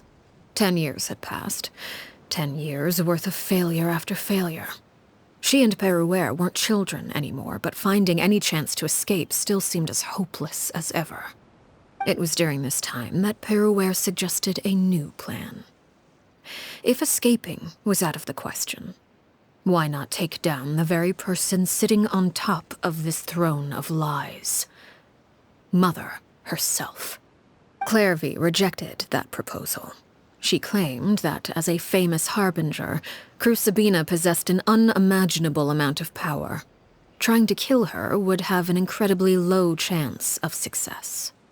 Clairvy never gave another reason, but Peruere could see it written all over her face.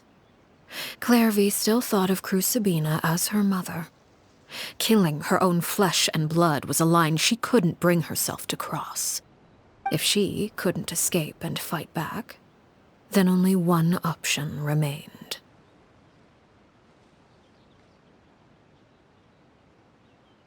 Precisely. Death was the only way that she felt she could be free. It happened during a duel.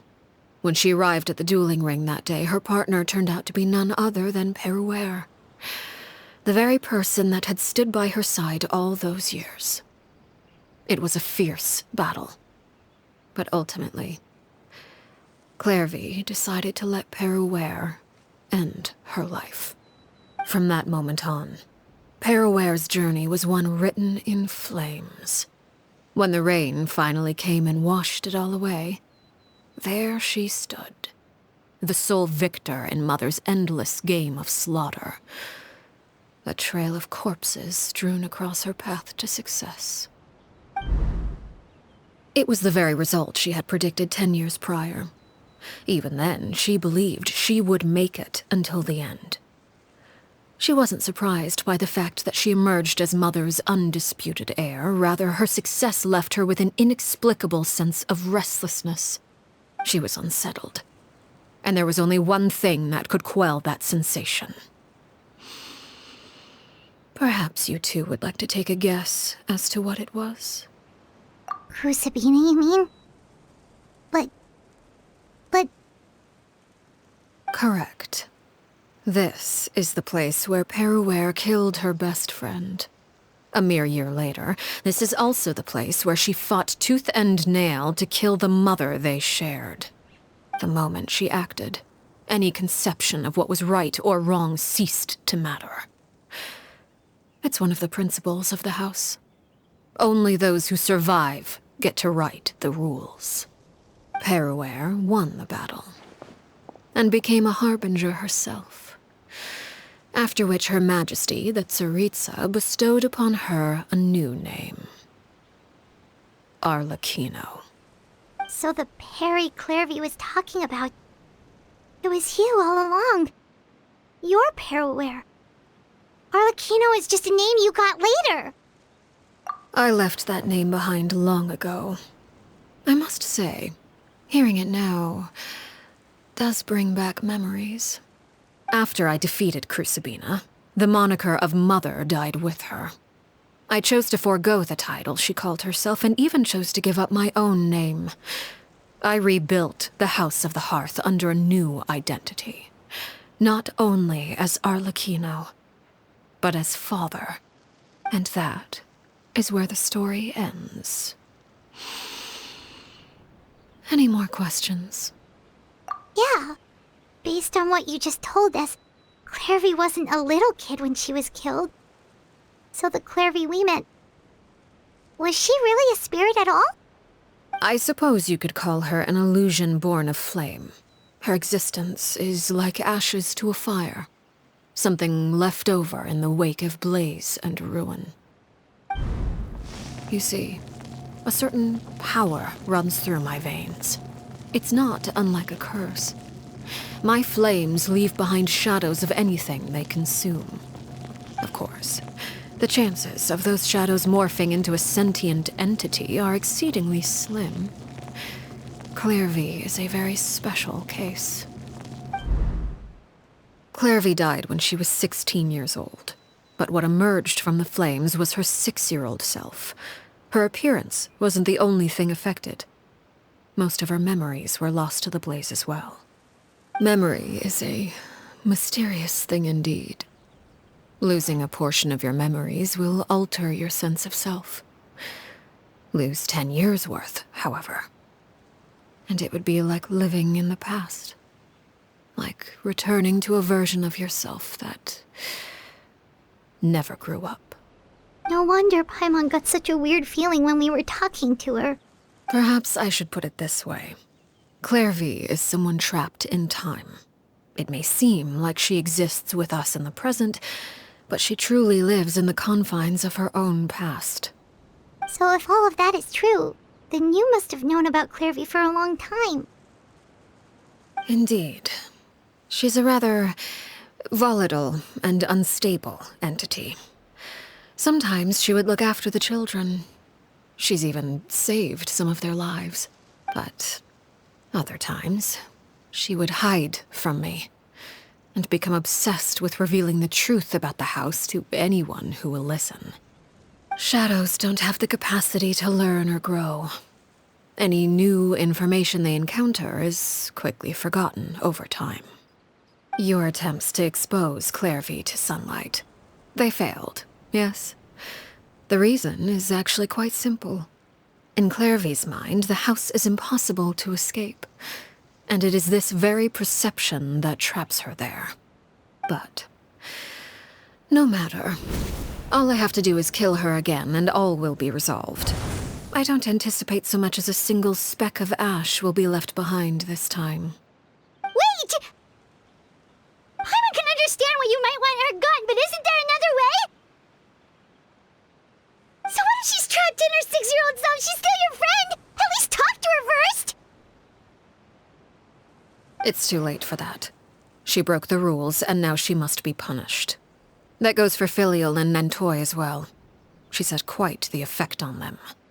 I hope you understand the difference between Crucibina and myself lies in our formulation of the rules, not our policy for enforcing them. Upholding the rules without question is a trait we both share, because that is how a household should be run. Is this really what you want to do? Whatever could you mean? Don't you want to say a proper goodbye at least? Whether as a killer or as a father, there are two things that must be avoided at all costs. Anger and sorrow. Anger makes you impulsive. Sorrow causes you to waver. Well, it appears it's about time to proceed. Before we arrived, I told some of my well-behaved children to bring our troublemakers here by nightfall.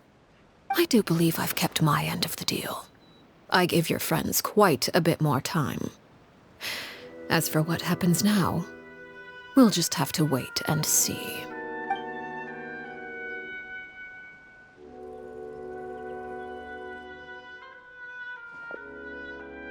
Here they are, Father. You gonna execute him? Seeing something like that would actually be a first for me. Lenny! I'm sorry. I heard about how you helped buy us more time.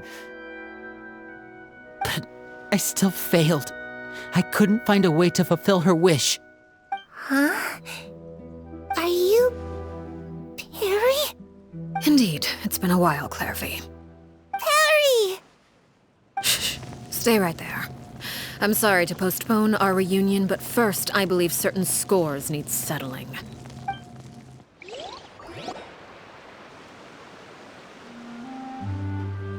Father, let me explain. Out of my way. Father! You chose to conceal a threat to the house. And for that, you must be punished. Overall, however, I suppose your wrongdoing is hardly the most egregious of the bunch, so I'll deal with your punishments later. As for right now, the more pressing concerns are the traitors among us. By traitors? Do you mean us?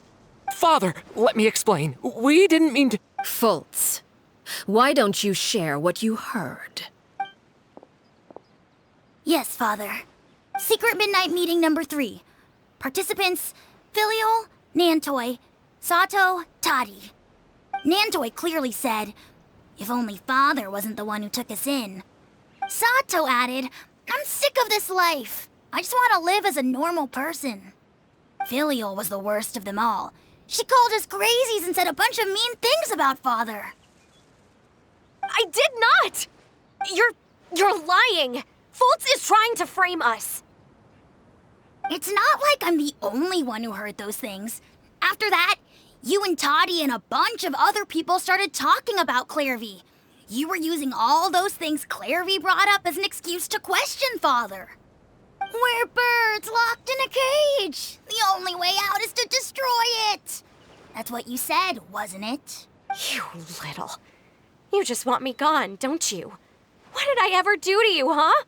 And you, Sheplo, have you forgotten who stood by your sickbed, watched over you, and changed your dressings? Come on, let's hear it then. What's your reason for all this?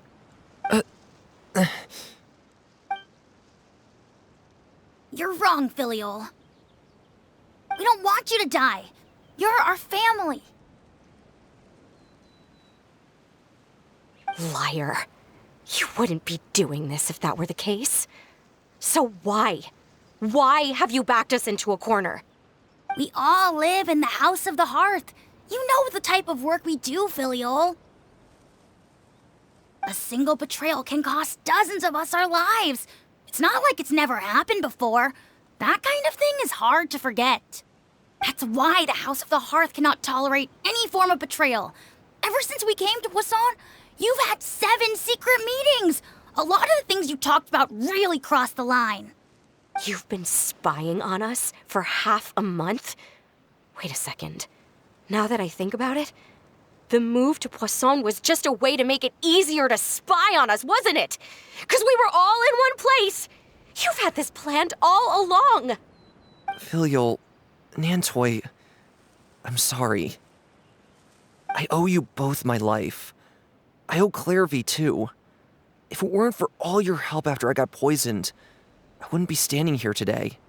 If this were any other situation, I would do anything to repay that kindness, even if it cost me my life. But rules are rules. I'm sorry. My hands are tied. Why? Why? That's enough, Filial. We made a mistake, and we should own up to it. We broke the rules, plain and simple. I'm sorry, Chapleau. Fultz. I'm sorry, Father. We accept our punishment. Chapleau, according to the rules of the House of the Hearth, how should these traitors be punished? All those who betray the house pay with their lives. And so it shall be.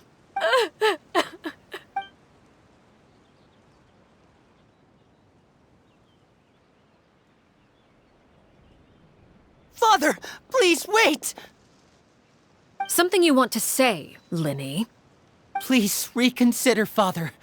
What Filial and the others did, does it really count as betrayal? We all come from broken families. From the very first day we joined the House of the Hearth, we wanted nothing more than to make it a real home. But the truth is, none of us know what a real home should look like. I'm not saying I have all the answers. All I know is this. Killing Filial and the others may uphold the rules, but doing so will only bring us further away from being a real family than we've ever been. So please, Father, please reconsider. I agree with Linny. Father, please. Linny, you... I also agree with Linny. An order once given cannot be rescinded.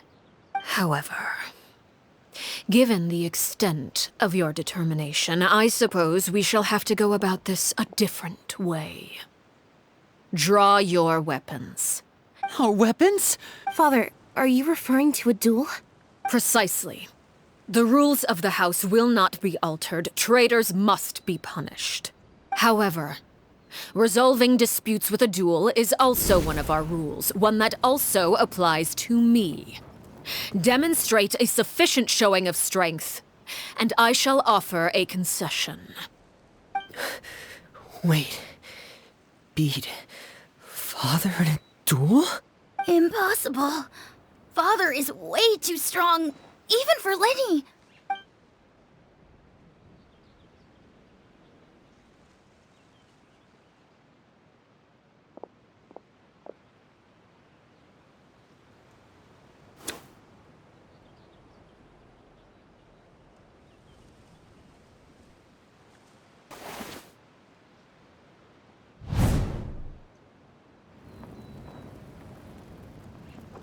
Did you hear that, Traveler?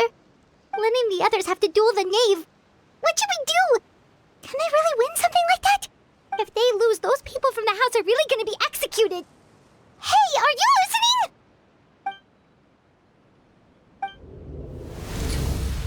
Don't you want to say a proper goodbye at least?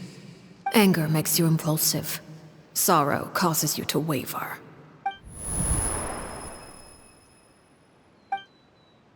Oh. Looking at that expression on her face, she seems really serious about this. Guess that means there's no chance she's throwing the duel on purpose, huh? When guests are around, families are often on their best behavior. And any disputes are less likely to escalate. When the time comes, make the choice that you deem most appropriate in the situation, and lend your help to the House of the Hearth. What's wrong, Traveler? Hey, where are you going? Traveler? You're asking to join the duel against the knave? I'll allow it. We do have a ready-made dueling ring at our disposal, after all. All I would advise is this. Keep a firm grasp on your weapon, and give it your all. Any less, and you may just lose your life.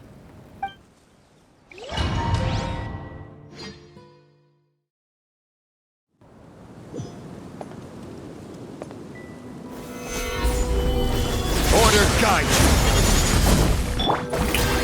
Let my name echo in song! The statue was closer Bow now. your head.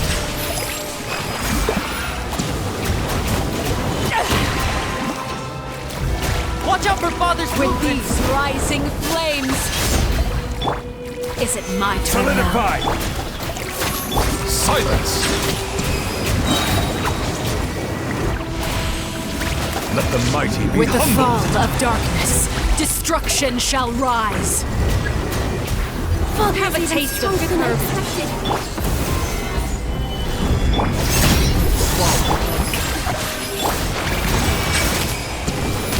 Spare your energy.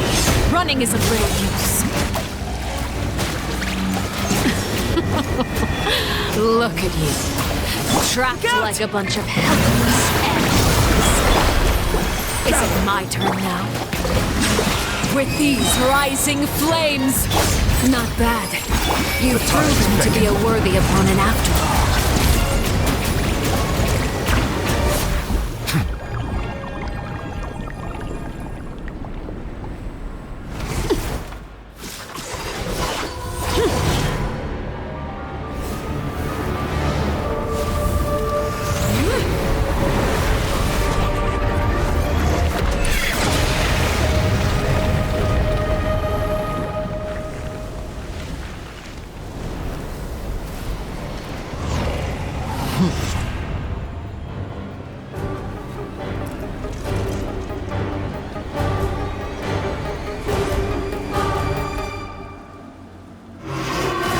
Kindness has been seared away. Solidify. Now's our chance. All that remains. Over here! Settle down. Seems like an emergency. Time to shine! Bow your Watch out for Father's movements! Look out! Suntown is only the beginning.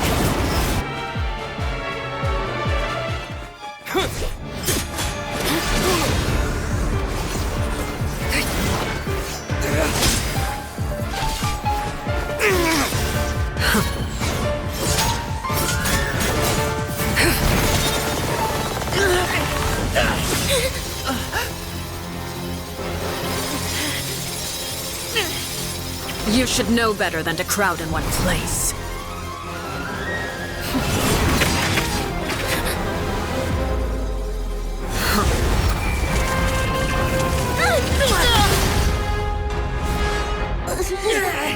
Oh, I know.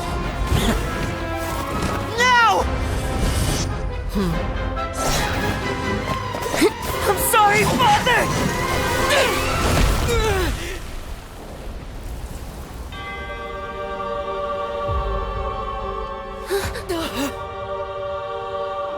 Sorry for what? This pitiful excuse for an attack.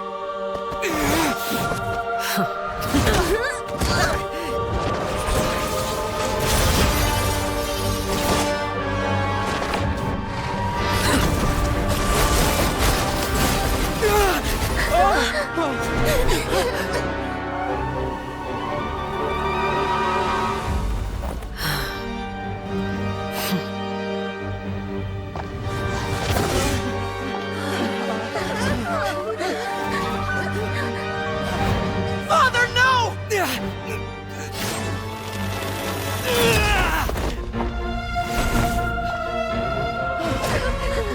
Made it out, did you? You're stronger than I expected.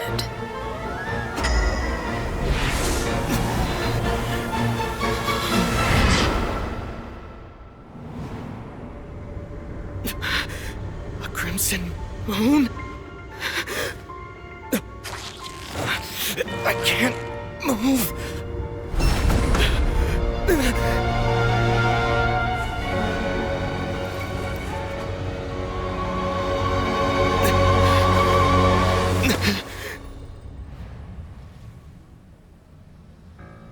Still, not strong enough to beat me.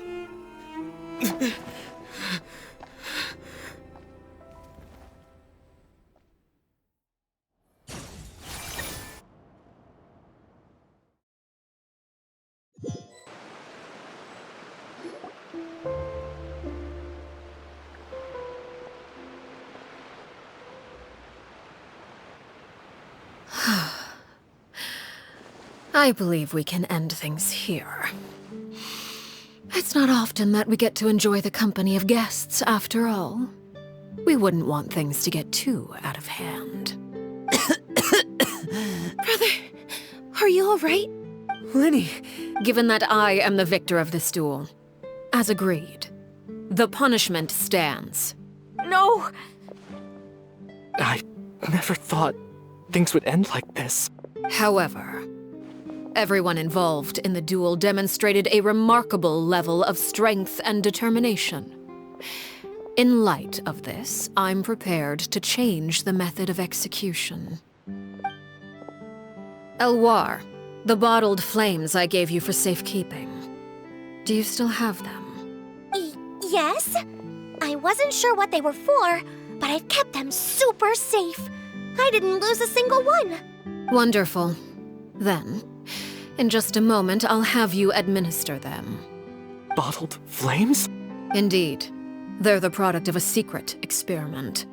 Under certain special circumstances, flames can be extracted from my person and preserved. Once ingested, searing pain will spread across every inch of your body. No harm will come to you physically, but your memories will be burned away. If you can withstand the pain. When you awake, you'll have forgotten everything you know about the House of the Hearth, and will be expelled from the organization. In other words, administering this concoction will kill the version of you that grew up in the house, and give you a new identity.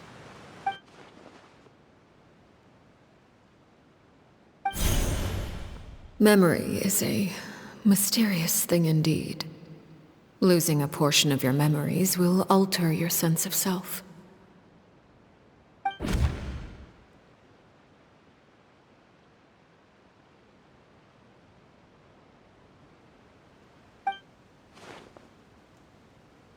So, you're just letting us go, Father? You misunderstand. Memories are extremely important. Once consumed by flame, the version of you standing before me will die, and our secrets will die with you. So no, I don't intend to just let you go, because the person who survives will be nothing but a stranger. Even so, I won't have to live in fear anymore. I'm sorry, Father. I'm sorry I let you down. But I really... Don't cry, Filial. You haven't left the house yet, so there are still rules to be followed, yes? Remember what I taught you. Anger makes you impulsive, sorrow causes you to waver. Don't let yourself be controlled by your emotions. Of course. I'll remember. Dry your tears, and go pursue the life you really want. Yes, Father. Chaplot, Foltz, Elwar, take them back to Poisson. And bring Linny and the others as well. I prepared 3 extra vials of bottled flames. As for whether to take them, the choice is yours. Goodbye, children. The next time we meet, I will no longer be your father. Thank you for all you've done for the house. I hope you have bright futures ahead of you.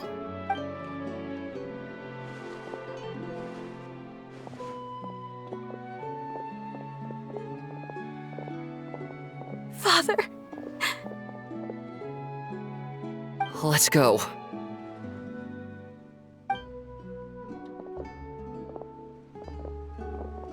Here, grab my arm, Linny.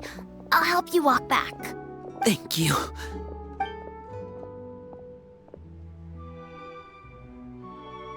Clairvy.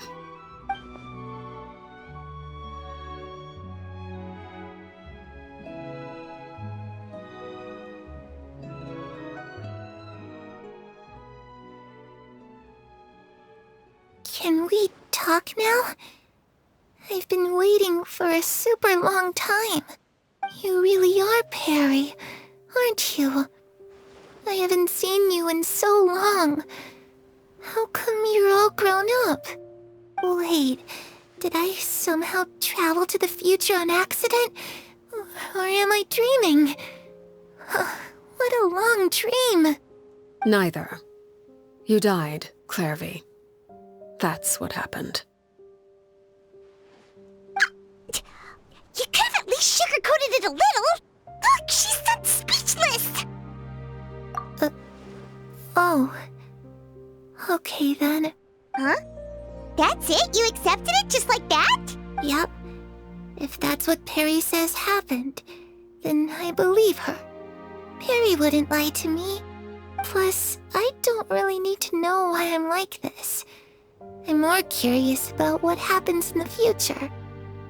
If you're a harbinger now, Perry, that means Mother is gone, isn't she? Can you tell me about it? I want to know what happened to her. And to me. You never stopped trying to defy fate. At first, no one believed you. You could only vent your frustrations to the moon. In fact, you often sought comfort in the night sky. You wanted to see the aurora, so one night we promised each other we would go to Snezhnaya to see it together. Later on, you tried to run away, but you were brought back each time.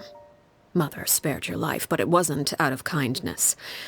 Instead, she decided to make an example of you by slowly torturing you over time. That way, the other children would know what happens to traitors. Still, you never gave up. Mother hoped that through ruthless duel after ruthless duel, she would be able to crown an ultimate victor among the children she raised. But you called on everyone to unite, to fight to a draw in order to reduce casualties. Your efforts may have only delayed the inevitable, but still. You gave them hope. You tried everything you could think of, but every attempt ended in failure. Still, you never turned your sword on Crucibina, and you never turned it on me. On that gloomy day, you told me, "For the last 16 years of my life, I've done everything I can to fight for freedom. But now, I realize that the only freedom I truly possess is the freedom to choose to die." I never imagined I would say something like that. I must have been feeling really worn down. But somehow, I still think I understand. According to Mother's plan, only one of us was going to make it until the end. And I always hoped that person would be you. If I could do it all over again, I still don't think I would make a different choice. Even when I first met you, I knew you'd be able to do what I couldn't. Is that so? Even now, I'm not sure I truly understand what kind of freedom you were trying to pursue. But as the head of the House of the Hearth and as the children's father, I've tried to give them the most basic of freedoms. The freedom to choose their own fate. It's something I discussed with the Iudex of Fontaine. The children who want to leave the house will have their memories wiped clean of all secrets pertaining to the organization. In return, they will be allowed to live a normal life in Fontaine without being prosecuted for their past. Of course, I won't simply hand freedom to them on a silver platter. They have to fight for it and prove themselves worthy of it. Only freedom that is earned has true value. That's more than enough. That's exactly the kind of life I was fighting for. You know, Perry, I think you're a pretty amazing king, and a really great father, too. I'm really happy that you're the one who took over the house. I guess I do have one regret, though. I still haven't seen the outside world. Well, it just so happens that our dear guests over here have been to many nations and traveled to countless places.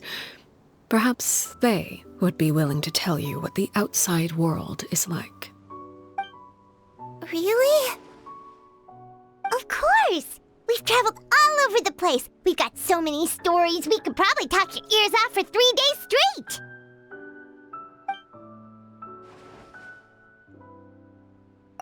You know, I used to dream of being a bard, playing the lute while singing into the winds of freedom.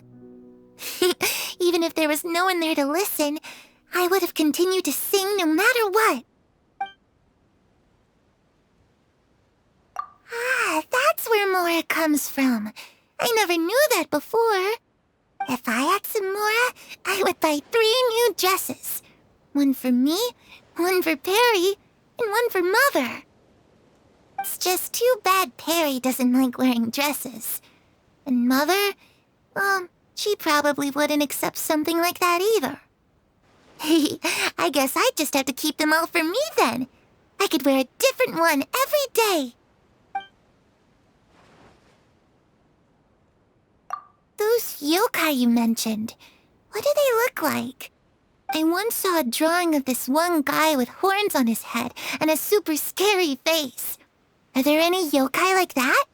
Oh, sounds like you're talking about an Oni. Yep, we've met one, and let Paimon tell you, they're not nearly as scary as they look.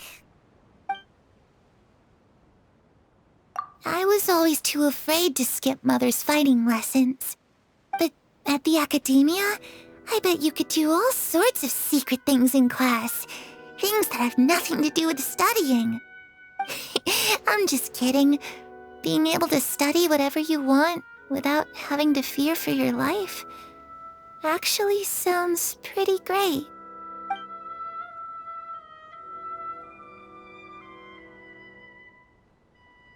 The situation was super dangerous. Lenny and Lynette were accused of committing a crime, and they were going to have to stand trial at the Opera Epicles. Oh no!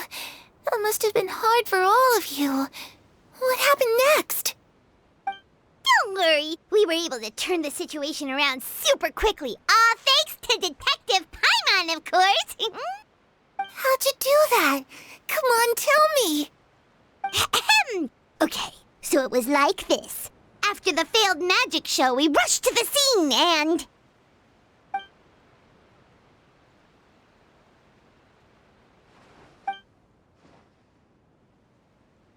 Shadows don't have the capacity to learn or grow. Any new information they encounter is quickly forgotten over time.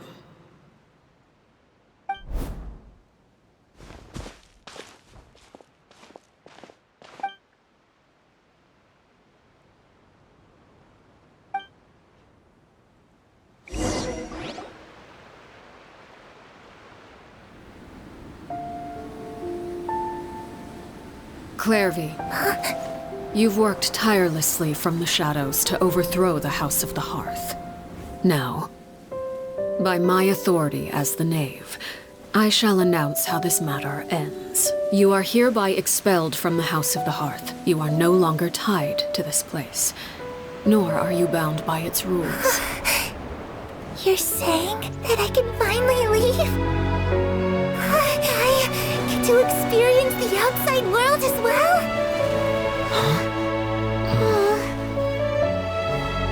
Oh, I almost forgot. There's no getting older for me. Still, seeing who you grew up to be makes me really happy, Harroware. Take care of yourself. Goodbye. May we meet again someday.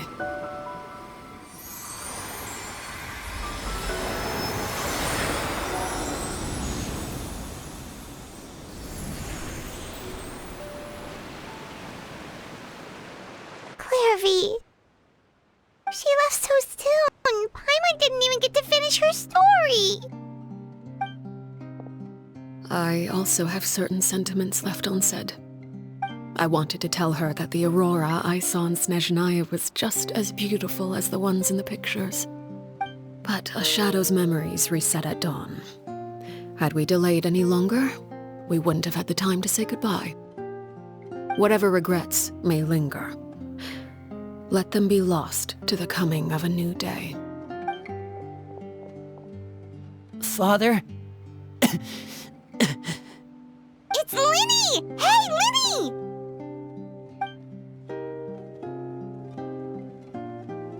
What is he doing back here? Let's go check it out.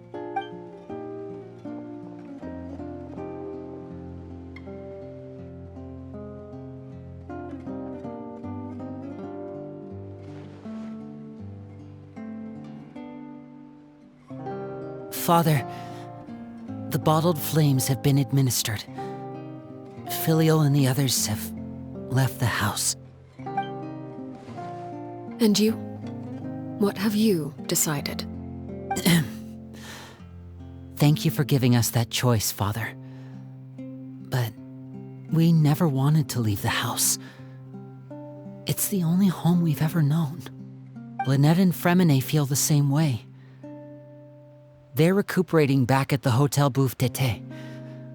But I decided to come back and tell you where we stood. I'm sure you're well aware of the expectations I have for you. I want you to follow in my footsteps and become the next king of the house. Yet you seem to have different ideas. I must admit, I'm rather surprised by your decision to stay. There's nothing wrong with choosing to live a quiet life. Leading this organization is a heavy responsibility, one not so easily carried by someone forced onto the throne. I just never understood what you saw in me. What made you believe I was deserving of that throne? You're brave, talented, and, most importantly, you cherish your family. You would do anything to protect them, even if it costs you your life.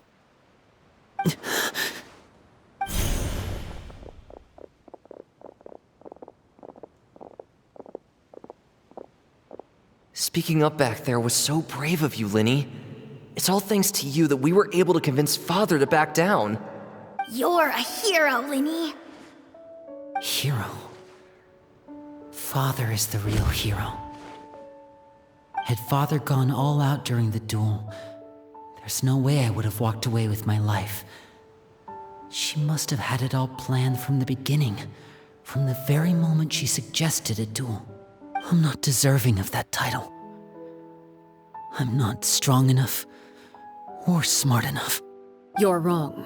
In my opinion, all you need to be deserving of the throne is conviction and the necessary strength to act on it. We may have different ideas of what it means to be a family, but you can hardly be said to lack conviction. What you truly lack is strength. For someone of your talent, though, that's something that will come with time. Even without that strength, you still chose to face me in a duel, even though the odds were stacked against you. That capacity to honor your convictions is what I truly see in you. Father. No one knows what the future holds, what tragedy or triumph may be in store. Being at the head of this organization requires the strength of will to face whatever comes. Caution will only hold you back. If reaching a certain standard were required to go after what you want, I would never have succeeded in killing my predecessor. Back then, there was still a considerable gap between our abilities. Strength may decide the ultimate victor, but those who let a lack of strength dictate their decisions or undermine their convictions will never be worthy of the throne. I understand, Father. Thank you. Children must grow up to surpass their parents. Only then can a family continue to flourish. The road ahead is not an easy one, so I'll ask you one last time. Are you certain you want to stay? You've done so much for me, Father, and that kindness must be repaid. Plus, with Project Stuja at hand, there are many dangers ahead, and I, for one, don't intend to back down.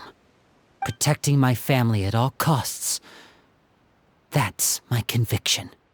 Then you're welcome to stay. As for Project Stuja, you need not be too concerned. If those cowardly businessmen and heartless dignitaries try to take us down, I'm prepared to teach them a lesson. Having members who longed for the light was our organization's last weakness. With those members no longer among our ranks, the House of the Hearth is like a spider hiding in the shadows. We need only wait for our prey to come to us. At present, our imperative is to use their plan to our advantage.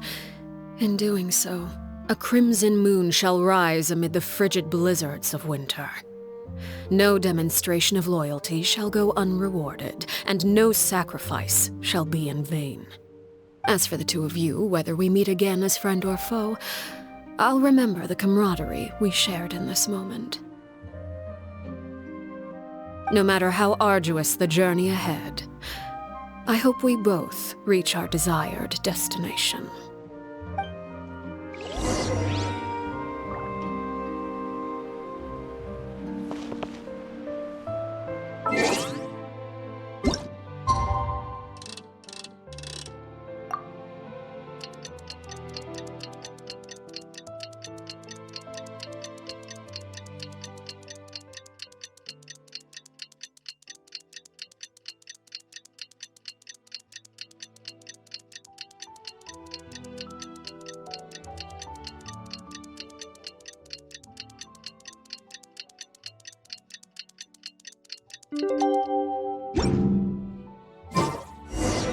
Didn't Linny say that Lynette and Fremine were recovering at the Hotel Bouffe d'été? Oh, Paimon wonders how they're doing. Maybe we should go check on them.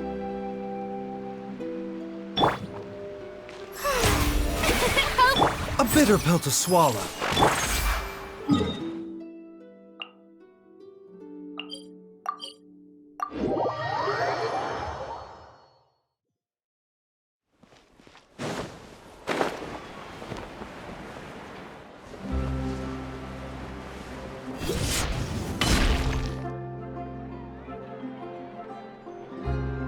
Lynette? Fremine? How are you feeling? Much better. Whew, what a relief! What about you? Are you feeling all right? I knew you'd come out unscathed. Us, on the other hand, well, we've been bedridden for 2 days. I couldn't even turn over. Oh, and I wanted to ask, is Claire V... gone? Linny and the other members have left Poisson and returned to the House of the Hearth. According to him, there haven't been any more sightings of a spirit roaming the house. I see. I'm glad. Father came to check up on us 2 days ago and told us about what happened with Crusabina and Clairvy. Actually, I've met Crusabina before. Wait, what? You've met the former knave? Crusabina died a year after Clairvy. It was during the year between their deaths that I joined the House of the Hearth. Crusabina had an extremely cruel and radical way of doing things. While she was alive, the atmosphere in the house was suffocating. When I joined, though, the experiment she valued so much had already come to an end, and all the people involved, dead and injured alike, were gone. Crusabina never talked about the past with us newcomers. A couple of months after I joined, Father killed Crusabina and burned all her files. With that, the names of all the people subjected to her experiments, Clairvy included, were lost to the flames, along with the painful memories they represented. Father took in Lenny and me a couple months after that, but she never mentioned anything about Crusabina or Clairvy. It really seems like something she was planning to keep to herself. The last time you talked to her, did she mention why she kept it a secret for so long? She said she didn't want us to be affected by the darkness of the past. She was worried we'd develop a false sense of gratitude towards her if we knew about it. The foundation of a family should be free of any corrupting influence. Whatever happened in the past, it has nothing to do with who we are now. And that's what Father told us in the end. But I still thanked her for everything. It was only after hearing about what Crusabina did that I finally realized how insignificant our lives could have been. The members of the house meant nothing to her. To say that she valued them in any way, even just as a tool, would probably be giving her too much credit. If Father hadn't taken over the House of the Hearth, I probably would have already... Father rarely brings up the fact that she saved us. She doesn't believe that being indebted to her should be what ties us together. But even if we didn't owe her anything, we would still choose to stay. Because this is our home. We may have arguments or times when we feel wronged. Some people may even choose to leave. But as long as Father is here, we will always have a home. Whether the path before us is bathed in sunlight or shrouded in shadow, we'll follow Father wherever she chooses to go. So I wanted to say thank you for helping us make it through this crisis. Without your help, we could have lost a lot more along the way. Oh, we didn't do anything, really. Of course. You're welcome anytime. Are Filial and Nantoy okay? I actually saw them at a cafe this morning. They didn't recognize me. From what I could tell, they were drinking coffee and talking about one of the operas that started running recently. They seemed happy. If I had to take a guess, I would say they finally found the kind of life they always wished for.